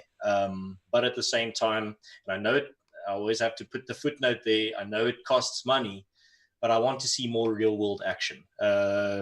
Twitter polls, change.org petitions, these things aren't going to change the world. You can create these types of, you can have retweet this tweet to show your support for Cape independence. Not going to do anything, man. Sorry. You're going to have to do some real world stuff. Like, for example, protests and action and putting up flyers and really putting a face to the movement. And then also my other point, I'll keep it brief, seeing as last time I talked about this, I went on a very long rant. The other thing that these people need to keep in mind, yes, kudos for your bold ideas. I applaud any type of anti-establishment thinking in South Africa, but don't get carried away. I see a lot of these people talking about, and they say, we're going to get the Western Cape, the Eastern Cape, and the Northern Cape back, and you can't stop us. Yes, you will be stopped. The ANC will stop you right in your tracks if you try to do that. So my message there in that regard is you need to think realistically. And I always use the example of the maps that some of them, and I'm not saying all of them, all the Cape independence supporters do this, but a large portion of them have these very ambitious maps where they draw like a map that includes like Bloemfontein and Pretoria and Cape Town and all these major cities and more than a third of the country. And they say, this is what we want. This is all we want. you're not going to get that. You need to be realistic about it. You need to start thinking more in regards to what you are willing to give up for your freedom than what you can't live without. If you can't live without 3 of the major cities in South Africa and you're not willing to give that up for your freedom, you honestly don't care a lot about your freedom. You still want your cushy house, you still want your comfortable living, you just don't want to live under the ANC. That's not a strong enough reason. So for me, that's the thing, is that people will really start taking your movement seriously if you start showing them how much you are willing to give up. How much you are willing to give up for your freedom. And another thing that's very important when it comes to this is people need to be realistic about the repercussions that this will have. Firstly, secessions, as Robert Daigen on my channel said, secessions in history have never been bloodless. They've never been clean. They've never been sunshine and rainbows. It's a messy affair with a lot of people suffering and dying.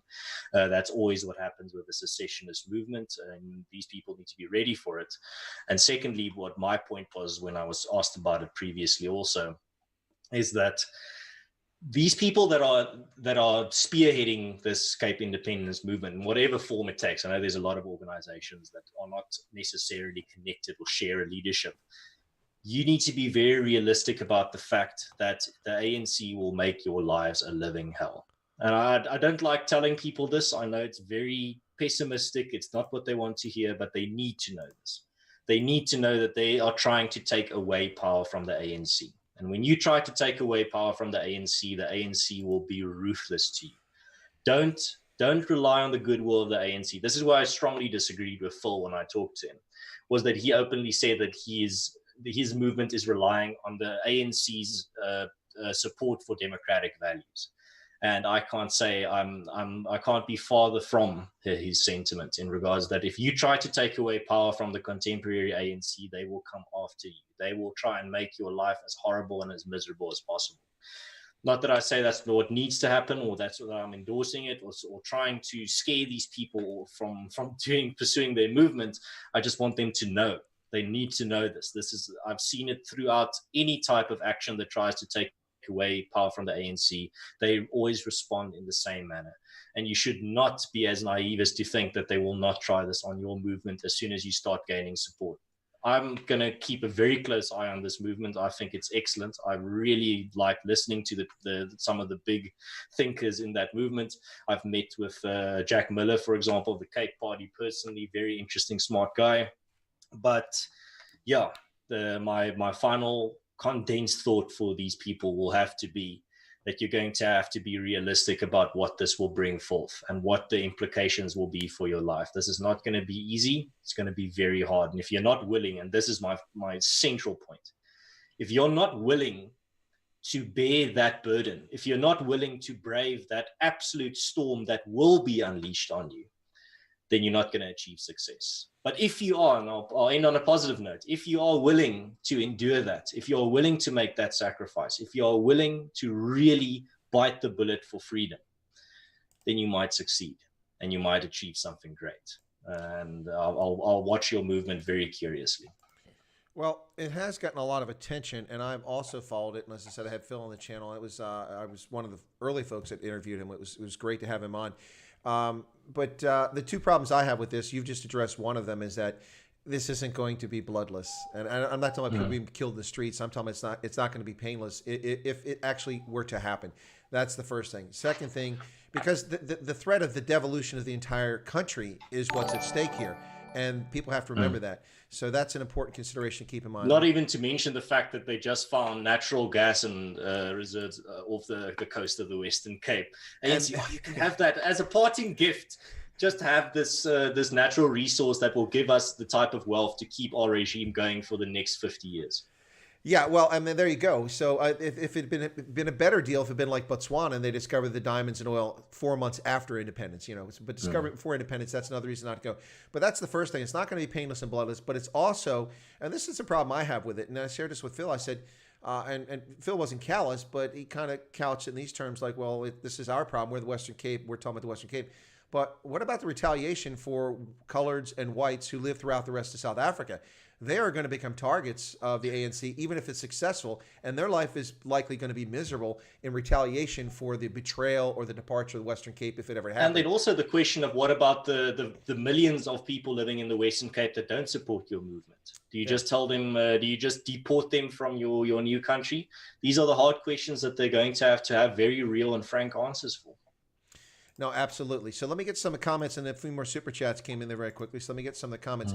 So Tim Mitchell said, "This is so good," and he capitalized "so." Thank you, Chris and Ernst. Now, is this Tim Mitchell that I know from the Army? Tim Mitchell? I got a friend, Tim Mitchell, who's a brilliant guy. I'm just curious if that is or not. And then while you read the super chats, Chris, I'm just going to plug in my laptop. Yeah, no, that's cool. That's cool. Then Rudy Roos said, in the 70s, we lived through the revolutions of our neighbors. It was the Afrikaners who helped and clothed those Portuguese refugees. It was chaos. Yeah, so much so that you have 400,000 Portuguese in South Africa today. It was actually the South Africans who did bring those folks in. Rhodesia did as well, but then eventually they all came to South Africa for the most part as well. And then Marabani says, that Cape Independence does nowhere near enough to outreach in colored circles. That's probably a true statement. Kung Fu Kenny says, pathetic what our police did to the restaurant owners. We'll get to that shortly in Cape Town. And then the thing nobody mentions, the Xhosa and Zulu were always violent cultures as the Bantus moved from North Africa to our borders. Well, they didn't come from North Africa, Kung Fu. They came from the Cameroon area, but I get your point. From north or further up north, they killed many small cultures. That's true. Willem van der So you're saying they conform to human behavior across human history? What a controversial thought. Yeah, tell me about it. Yeah, exactly. So William van der Walt, where have you been? Because we always remember you because it's not Willem, it's William. Phil Craig speaks about very theoretically as if the Western Cape has reached consensus. I think the vast majority of people living in this province really don't support the idea. Yeah, that's a good point, and I think that's something that has to be discussed. Let me get to the super chats because I don't want to leave them behind. All right, this is going to be fun, Ernst, so don't laugh. Thomas Ernst, achter os kom ook in die kraal. Je zal binnenkort aan boord wees. Did you read it pretty well, but did you understand what he's saying there? Let me see. Because I can translate if you want. Yeah, no, I expect you to translate here a second, but okay, go ahead and see I'll see if I get close. So he says, there, Ernst, the last oxen also gets into the kraal. Oxen, like okay. You'll be on board. He says you'll be on board one day. That's the thing, is that people have this assumption that I'm just not on board because I haven't considered the facts. I'm not completely on board in terms of predicting success, not in terms of support, because I've considered the facts. And I saw someone else in the chat also said, multiple people actually say or have the sentiment of things need to get bad before it will get better, or things need to hurt before it can heal, or whatever. But that's exactly the type of people I'm talking to. Do you really understand what that hurt entails? Yeah. It's not people are going to be mean to you on social media. It's not going to be people sending you like mean emails. That's not the hurt. The hurt is going to be human lives. The hurt's going to be the people close to you. If you are, for example, the head or in the top brass of this independence movement, the ANC will come after you and the people that you love. Mm-hmm. And I need to be real with these people. And like I said, I really don't want to discourage them. I don't want to scare them off, like I said. But they need, out of concern for their families and the people they love, I want them to be real about the fact that the type of consequences and behavior and abuse they will suffer. But like I said, if they are willing to brave that, if they are willing to bite the bullet and fight through that, they have a chance. Then you have a chance. Like throughout history, the people that were willing to brave that type of abuse and attacks and hardship were the people that achieved great things. So take inspiration from that, but also learn a lesson from history. I saw someone in the chat say that not all secessionist movements have involved bloodshed. No, well, the majority of them have. You need to look at history, man. It's a great teacher. Like Kierkegaard said, life can be understood backwards, but it needs to be lived forwards. Yeah. No, what threw me off as I was puzzling there is that, and if you look at it between English and German, it's actually quite easy. Achter os kom ook in de kraal. Yeah, so each os threw me off. It says an oxen. That's what oxen is. Oxen, yeah. Yeah, I didn't. The oxen that pulled the ox wagons. It's a saying from the Great Trek. Yeah, I know, but it just threw me off because I guess I haven't read it in Afrikaans. Yeah. So, oh yeah. Yeah, but akta would be like each or every, and then kom as in kommen, and ook is an auch. Yeah. So yeah, it's anyway, but that threw me off.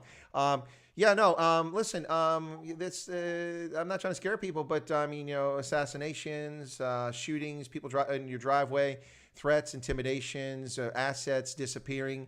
Those are the sorts of things people can look forward to from the ANC. I mean, all you have to do is look at the People's War in KwaZulu-Natal back in the 1980s and early 90s. And you are threatening to take away a third of their power, roughly speaking. Well, not to mention their comfy life sitting on their fat derrieres in Parliament in Cape Town. You think they want to move the Parliament to Bloemfontein? You're drinking something.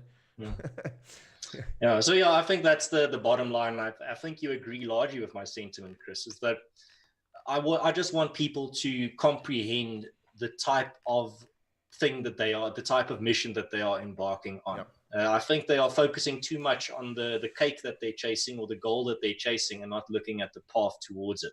The path towards it is laden with booby traps and burning coals and pieces of broken glass that they're going to have to run over. And some of them will not make it to the end, metaphorically speaking or literally. So that's the thing, is that if you are willing to brave that, you have my utmost respect, because you are a man for the ages. You are made of the same stock of the great men throughout human history that brought about significant change. But you, just as inspiring as that thought may be, you also need to go look at the lives of those men, what they lost in their pursuit of their great goals, and it will give you very valuable perspective. No, I think that's really good. So Robin, she's a rock star. I really enjoy her in the chat. Robin says, will we ever be free in South Africa? I think it's a fair question, because people thought freedom was coming with the end of apartheid for everybody, an oppressive system that really harmed most people in South Africa, except for a few elites. Is freedom coming?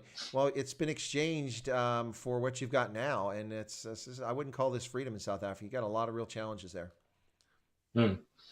Yeah, Chris, I'm very impressed with the amount of super chats you're getting, man. This is very, very engaged audience, if I can use that word. Well, it is a brilliant audience, and actually, we're peaking right now, Ernst. We just hit the highest number in the stream. We're at 107. That's awesome. Thank you all for joining.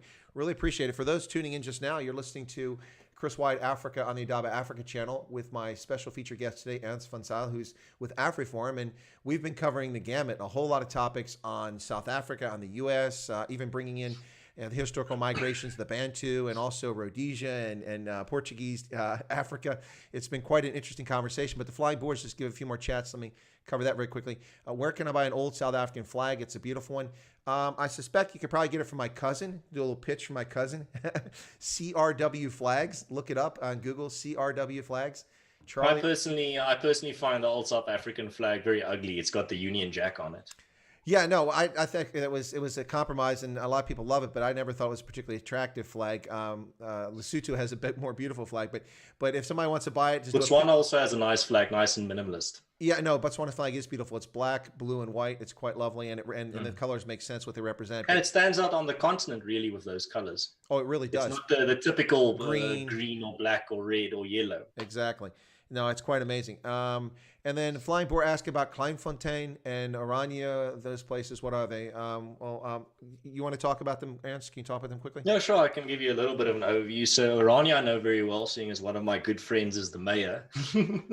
Oh, you know the mayor? I didn't know that. Maybe I could get him. Maybe I can interview him. You're straight on. I can get you in contact with him. But anyway, so Oranje is a cultural community that's trying to state-proof itself, what I was talking about earlier. Yeah.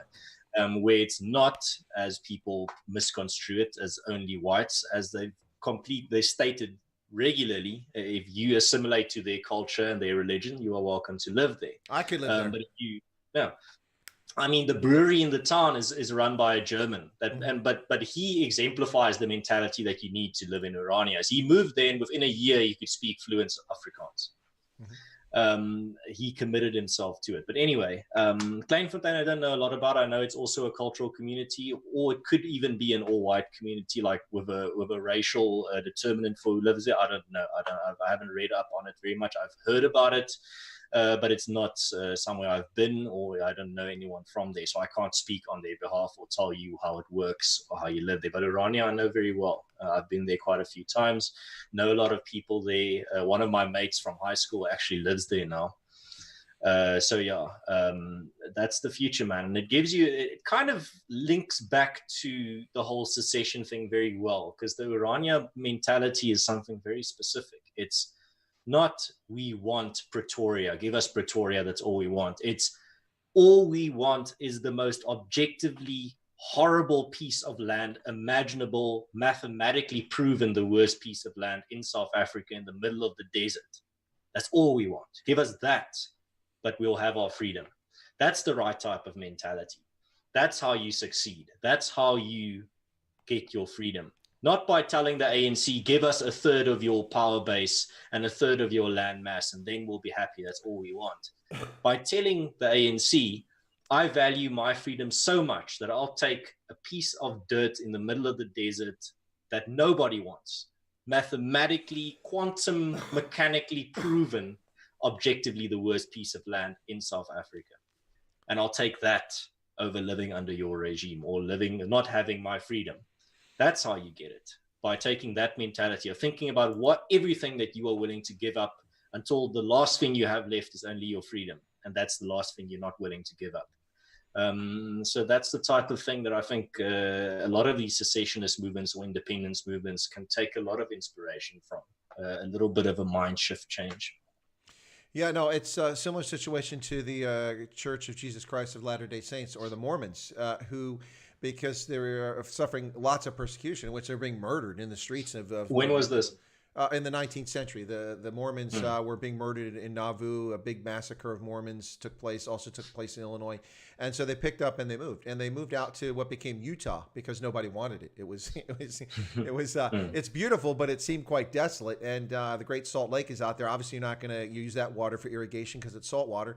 And it was bleak, and they moved there, and they made their own country briefly called Desiree, and eventually became part of the United States later on. But they actually fought a war against the United States briefly, which is not well known. But the Mormons built their own country, hard scrabble, hard luck, took the worst land, and turned out it was actually pretty good land in the future, when technology advanced.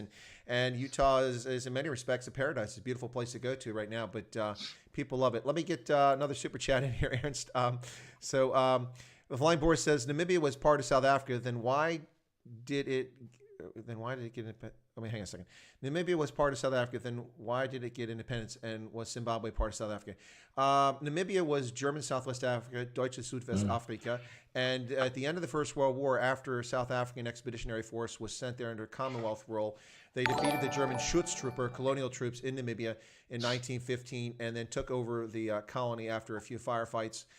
And then at the end of the war, the League of Nations, this abysmal organization that was set up after the First World War, granted a mandate for governance to German Southwest Africa, to South Africa. And so South Africa ruled it under a mandate for a number of years until the 1960s, when the United Nations revoked, even though it had no authority to revoke that because it wasn't the League of Nations, but it revoked the mandate and then claimed that South Africa was occupying illegally. What did happen is that a version of apartheid was applied in what became Namibia over time. It wasn't nearly as draconian as it was in many parts of South Africa. But anyway, so it was ruled by South Africa until the South African government agreed to its independence. And in 1989, South African troops were pulled out of there. The United Nations came in, and it became an independent country. Zimbabwe was Rhodesia. Previously, it was never part of South Africa, and it was settled by Cecil Rhodes and his company and folks. Anyway, so it was never part of South Africa. So that's that answer. And then the South African white athletes, rugby or cricket players, don't they come and criticize government? No, they don't criticize the government at all, but now people are coming out in support of Black Lives Matter. And Daga Boy says, to me specifically, what do you mean freedom for everyone? Would you truly give the same rights to illegal Mexicans, Brazilians, Syrians, and whatnot? Same principle, Bantustans, we're different countries. Daga Boy, I don't know what you're going on about. I was answering a question from Robin, and she said, when we be free, maybe I misspoke, but freedom, I'm not sure what the question is. If I said something off, just give me a little feedback on what you're looking for there, because I'm confused. Renier Duplessis says, my question about Irania is young people leave as soon as they can go study and never come back. It's a question.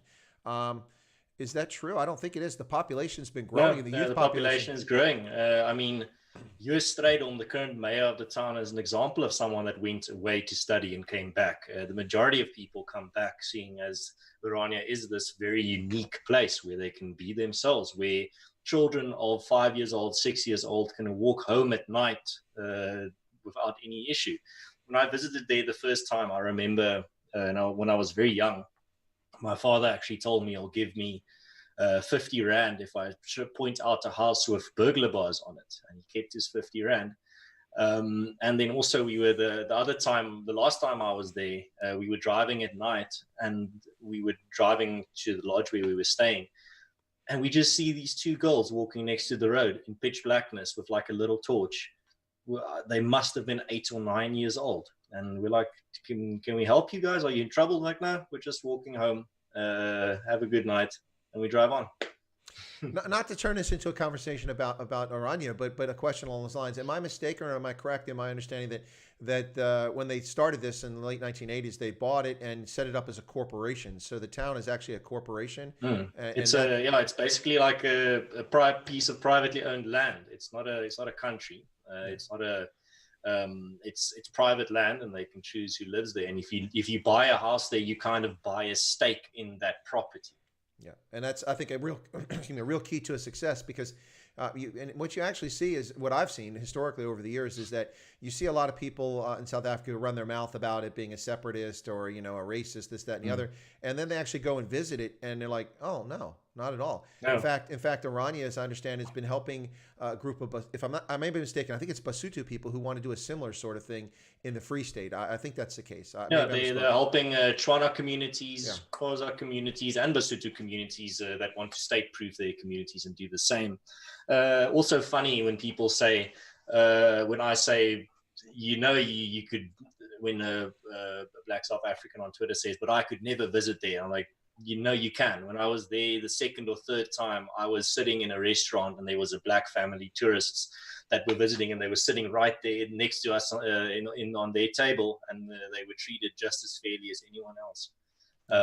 I think people have an incredible misconception about the town, and they should just go visit. I mean, there's also a very great story of the EFF. I don't remember in what year it was, but the EFF plan, it was long ago. Mm-hmm. They planned to go to Orania to protest there or to make a scene.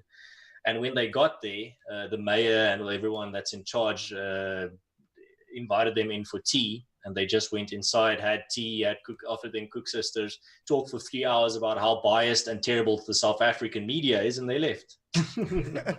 They just agreed on everything. Well, they found they had common ground, which kind of shocked them.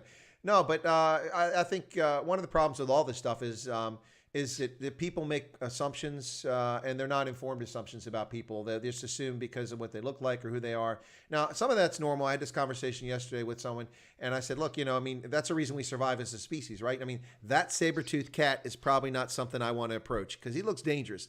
People make decisions, but we as humans, we assess people from a distance. We look at them, but to assume that somebody has views that are bad, or that Orania is a separatist state, or that AfriForum is a racist organization, doesn't care about anything except white farmers, these are simply wrong assertions, and they're ill-informed positions.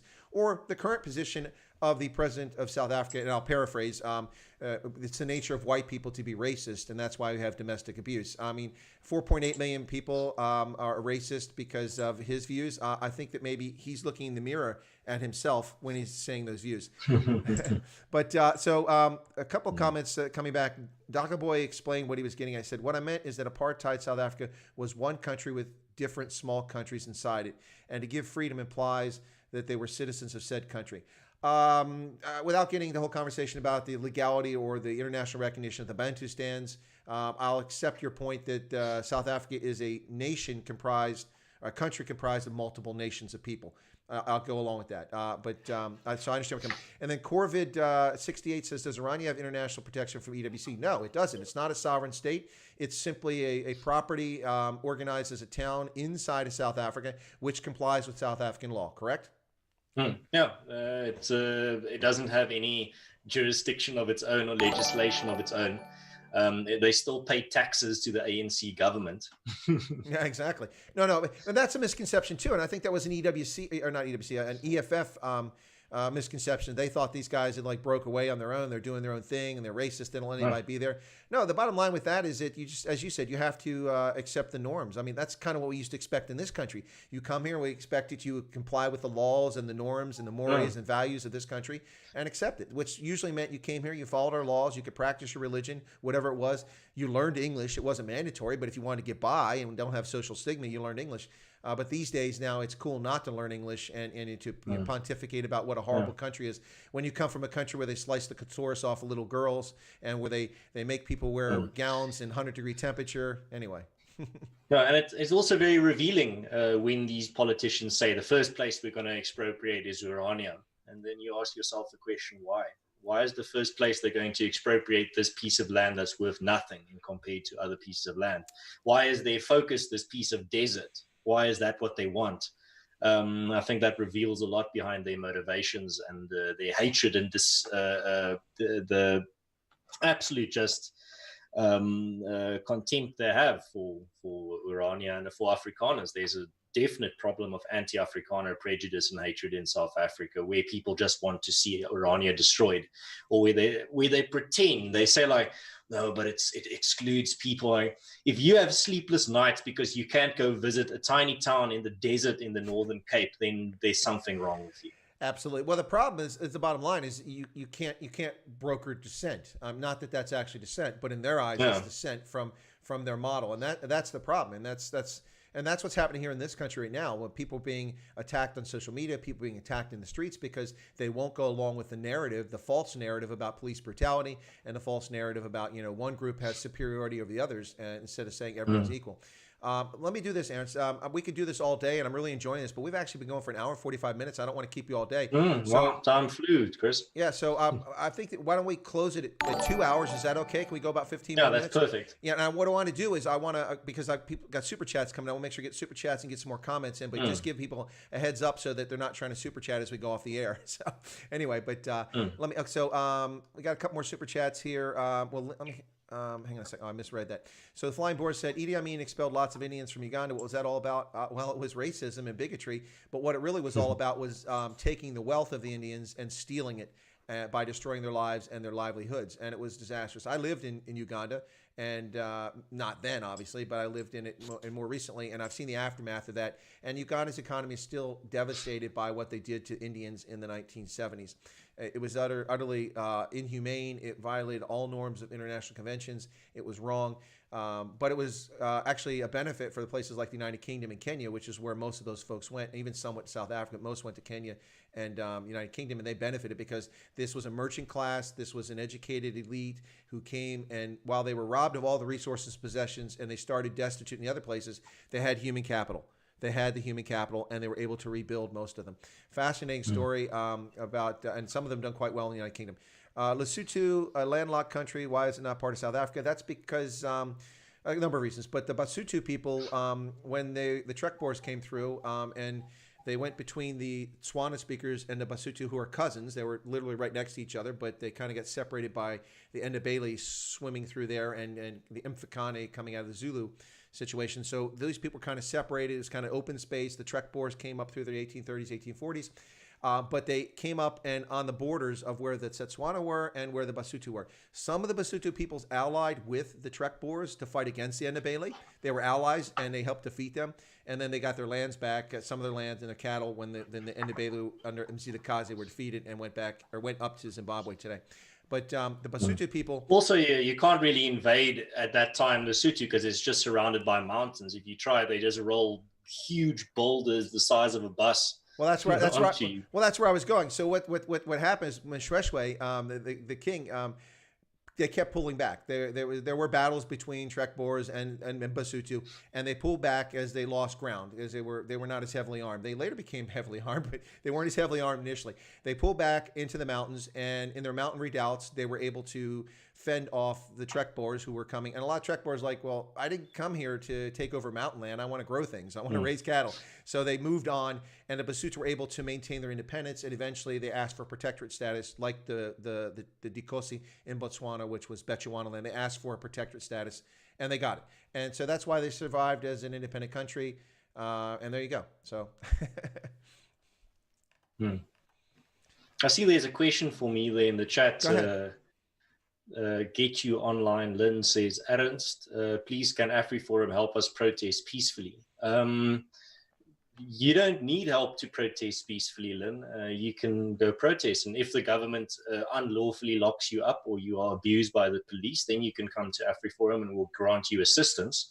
But you don't need any assistance to protest peacefully. That's something, if you're talking about like admin and paperwork that you're going to have to do, that's your responsibility. But if your rights are violated when you are doing this speech, then AfriForum can definitely assist you. But nothing is stopping you from protesting peacefully, except maybe these horrible laws about not being allowed to gather more than 50 people. But there's not much we can do about that. But if in the future, when those laws are gone, or those regulations are gone, and you want to peacefully protest, you can peacefully protest. You have a constitutional right to it. And if any type of abuse happens at those protests, or your rights are violated, you can contact AfriForum and we'll definitely help you out. Yeah, no, absolutely.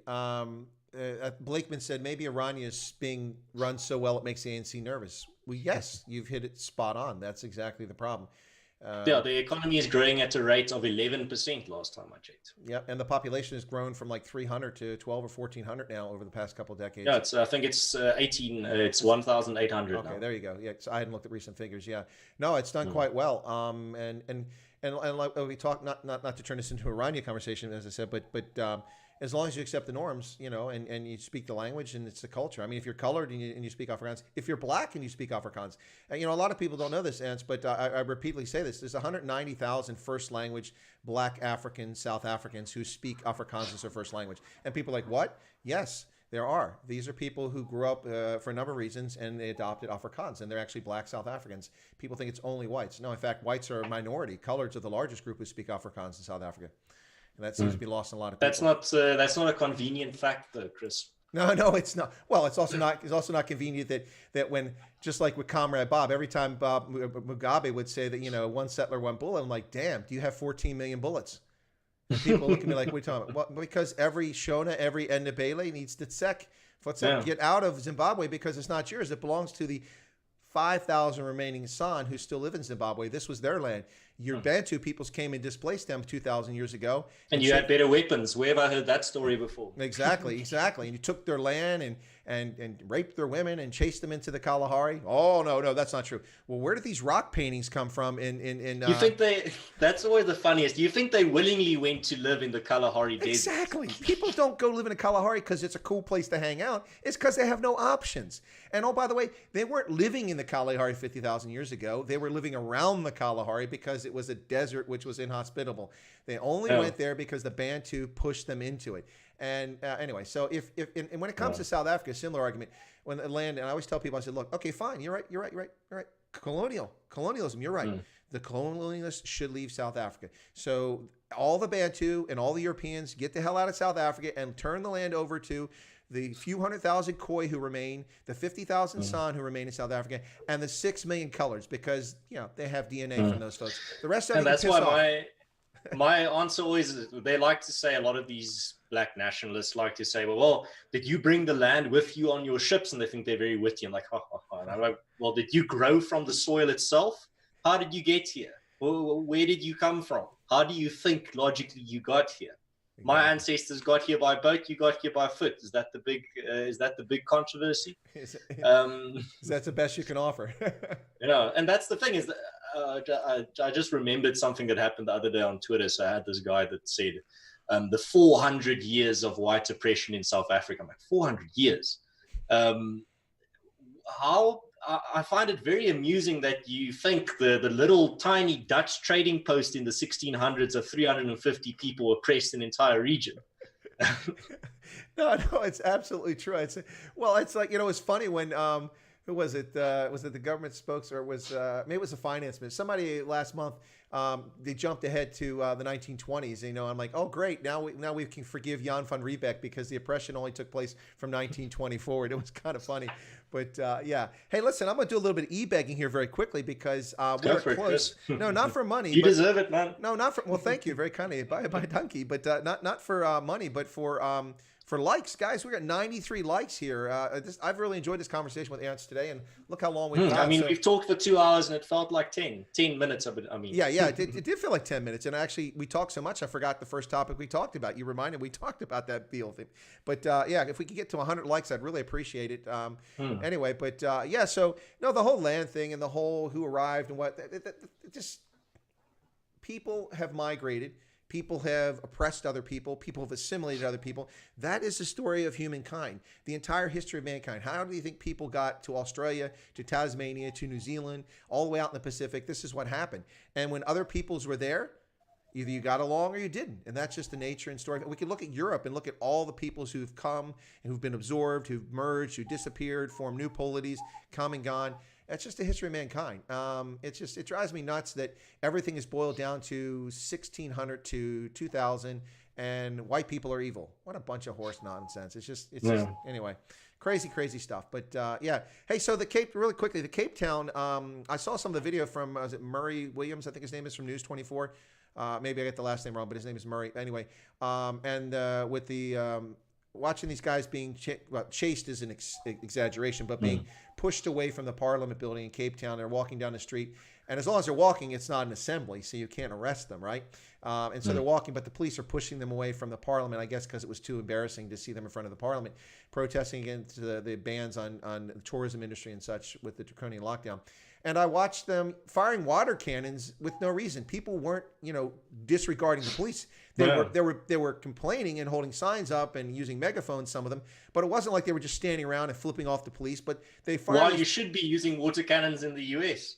Oh, absolutely. Absolutely. Portland would be a great place for water cannons, and Seattle would be another one. And it would be easy in Seattle because it's right there on the water. You just, back up, fill up the truck, and, go out and spray the water cans. But they fired that into the Truth Coffee. The owner, Ken Walton, I saw him interviewed. And I saw that water cannon going because they had their big glass doors, windows that were open for ventilation and people sitting in there. And one of the employees was injured by the water cannon. And I saw the inside. It was just the entire store was just damaged. And the guy says to the police officer, the owner says, "What? Hey, you guys damaged my shop." And the cop's like, "It's just water." This callousness is, it's just anyway. Thoughts? It's like a flood coming through your neighborhood, and the guy's like, "Oh, it's just water." Yeah, exactly. I saw someone in the chat ask, "Can AfriForum assist the coffee shop owner?" Yes, absolutely. If they contact us, if they give us what they want, not give us what they want, tell us what they want. Until they tell us what type of assistance they require, we can't really just take action on their behalf. So my best advice to them, if you know them, or at a very slim chance that someone that knows them is listening, they can send AfriForum a message on our website or email, and stating exactly what type of assistance they would like, and then we can take it further from there. But yeah, Chris, I see we have 4 minutes left. Do you have anything else you want to squeeze in? No, I think that was it. I just wanted to bring that very quickly. Robin, who's my connection in the Cape now, I guess, has said, yes, was Murray Williams. I got it correct. And she's saying it was deeply disturbing what she saw. Yeah, it was disturbing to watch. I think so, too. When I saw that, I'm like, this reminds me of like 1985, It's just watching the police, pushing people away. It's very sad to see that sort of thing, peaceful demonstrations, and they're not even being obnoxious, I mean, at least here in the States, peaceful demonstrations, a lot of people are obnoxious, so you might be angered by them being rude and disrespectful. These people weren't being rude and disrespectful. It's not like they were saying, "Oh, Suraraba poses," and this, that. No, they weren't even saying that. They're just like, "End the ban, stop this, let us go back to work, jobs, save lives,and stuff like that." And anyway, it's the government's almost playing into the hands of public discontent, and I think it's very worrying that where we're headed in the United States, we're already there, and where South Africa may be headed. The ANC thinks they can control things, but there's going to reach a stage with what they're doing where people are just too hungry and they've had enough. Exactly. But yeah, Chris, thank you very much for having me on. Also, the chat, it's been amazing. The live chat, I mean. But the chat between us as well has been also very great. I mean, I can't believe it was for an entire 2 hours. I still need to make lunch. So yeah, thank you very much. You have a rare occurrence where you can actually see me with daylight lighting, as opposed to my little lamp that I use when I'm doing my streams in the evenings. But yeah, thank you very much, Chris. I'm glad we covered a lot of stuff, and also that I was able to answer a lot of questions in the chat. Some very good questions. So yeah, and if people like my what I had to say or my angle on stuff, there is a link to my channel in the description. You can go subscribe there if you want. Ernst, thank you so much. By a donkey. It was a great pleasure having you here again on the channel, and I look forward to getting on next time. Yeah, we covered a lot of ground, and we didn't really go over notes for this one. We just kind of riffed and took the topics as they came. But thank you so much for that, and thank you to everybody on here. By the way, folks, for those who don't know, Ernst is the Conscious Caracal. If you don't know that, you can find him on YouTube, and you can look down below in the video here. You'll see the link to Ernst's channel. Go check it out, and he's got some amazing videos. I'm actually quite envious. I haven't asked this question, but I have to wonder if the studio, when he does his professional videos, are really cool. Like if AfriForum sponsored that, or is that? But he's got this really cool studio. It's like a news broadcaster. It's really well professionally done. And, you know, that's all nice, glitz and lovely, but what really matters is the content. Your content is amazing. It's spot on. It's objective. It's fair. It's legitimate. And if anything I can do to spread the word about your channel and about what AfriForum does, because the myths about AfriForum are exactly that. They're myths. I've seen AfriForum do some wonderful things for all South Africans and are concerned. We didn't even get into it. I was going to talk about Plasmoord, the farm murders. The 27-year-old Indian woman who was 4 months pregnant, whose throat was slit in KZN. It just happened. It's just, you know, making the point that this affects all South Africans, and all South Africans in rural areas are being targeted. Anyway, so what I want to say, like I said, our hashtag isn't White Lives Matter. Our Exactly. hashtag is farm murders. Exactly right. Exactly right. Anyway, so thanks a lot, Ernst. I'll let you drop off now and leave the meeting, and then I'll wrap up the discussion and say goodbye to folks. So thanks a lot. It's good seeing you again. All right. All right, cheers, guys. Have a good one. I look forward to having some of your some of the bantery voices in the chat in my live chat in the future as well. You really make these things so much more fun, adding to the conversation, asking very good questions. Yeah, thank you very much. So cheers, Chris. Have a good one, and mooi loop almal. Brilliant. Okay, so as Ernst leaves the discussion there I am. I've come up big now, so let me get myself there adjusted on the screen.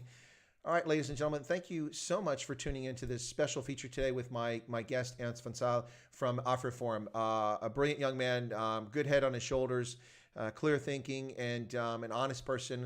You should check out his channel. As I said, look below the video right there. That's his link. If you've never been to it, check it out.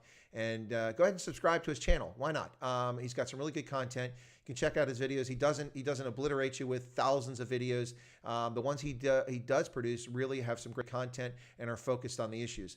So thank you all so much for tuning in today. I really appreciate the chat in the side. I apologize for not getting to everyone, but as you saw, we had quite a conversation going. I got a lot of them in. There were a lot of super chats. Thank you all so much. I can't go through all the super chats. Brett gave them. The Flying Boar gave a whole bunch of them.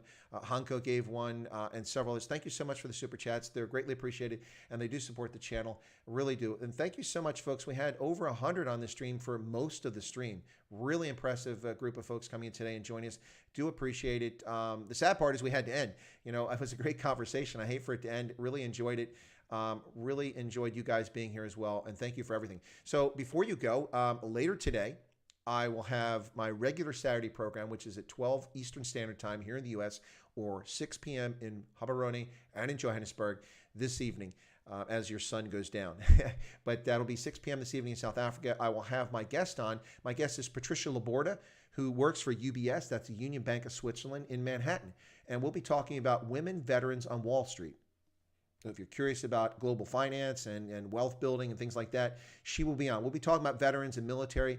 She is an interesting person. She is from New York City, born there, but grew up in Northern Virginia. And she's half Puerto Rican, half Colombian, which makes for an interesting cultural dynamic. So we're going to talk about women veterans on Wall Street. We're going to talk a bit about finance and saving, investing. And we're also going to talk about cross-cultural challenges. Because as she and I talked about on a phone call yesterday, even though she's half Puerto Rican, she did an assignment in Puerto Rico as a military officer, and she found out that Puerto Rico's culture was alien to her, even though she is a first-generation American. Her parents are from Puerto Rico, one of her parents. So anyway, so that should be an interesting discussion. We'll be doing that later this evening. Please tune in again for my regular Saturday program. And my many, many thanks to Ernst.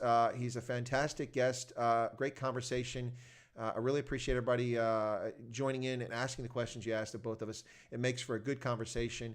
Please check out Ernst's channel. And if you're so inclined, if you haven't done it already, go and check out AfriForum's website.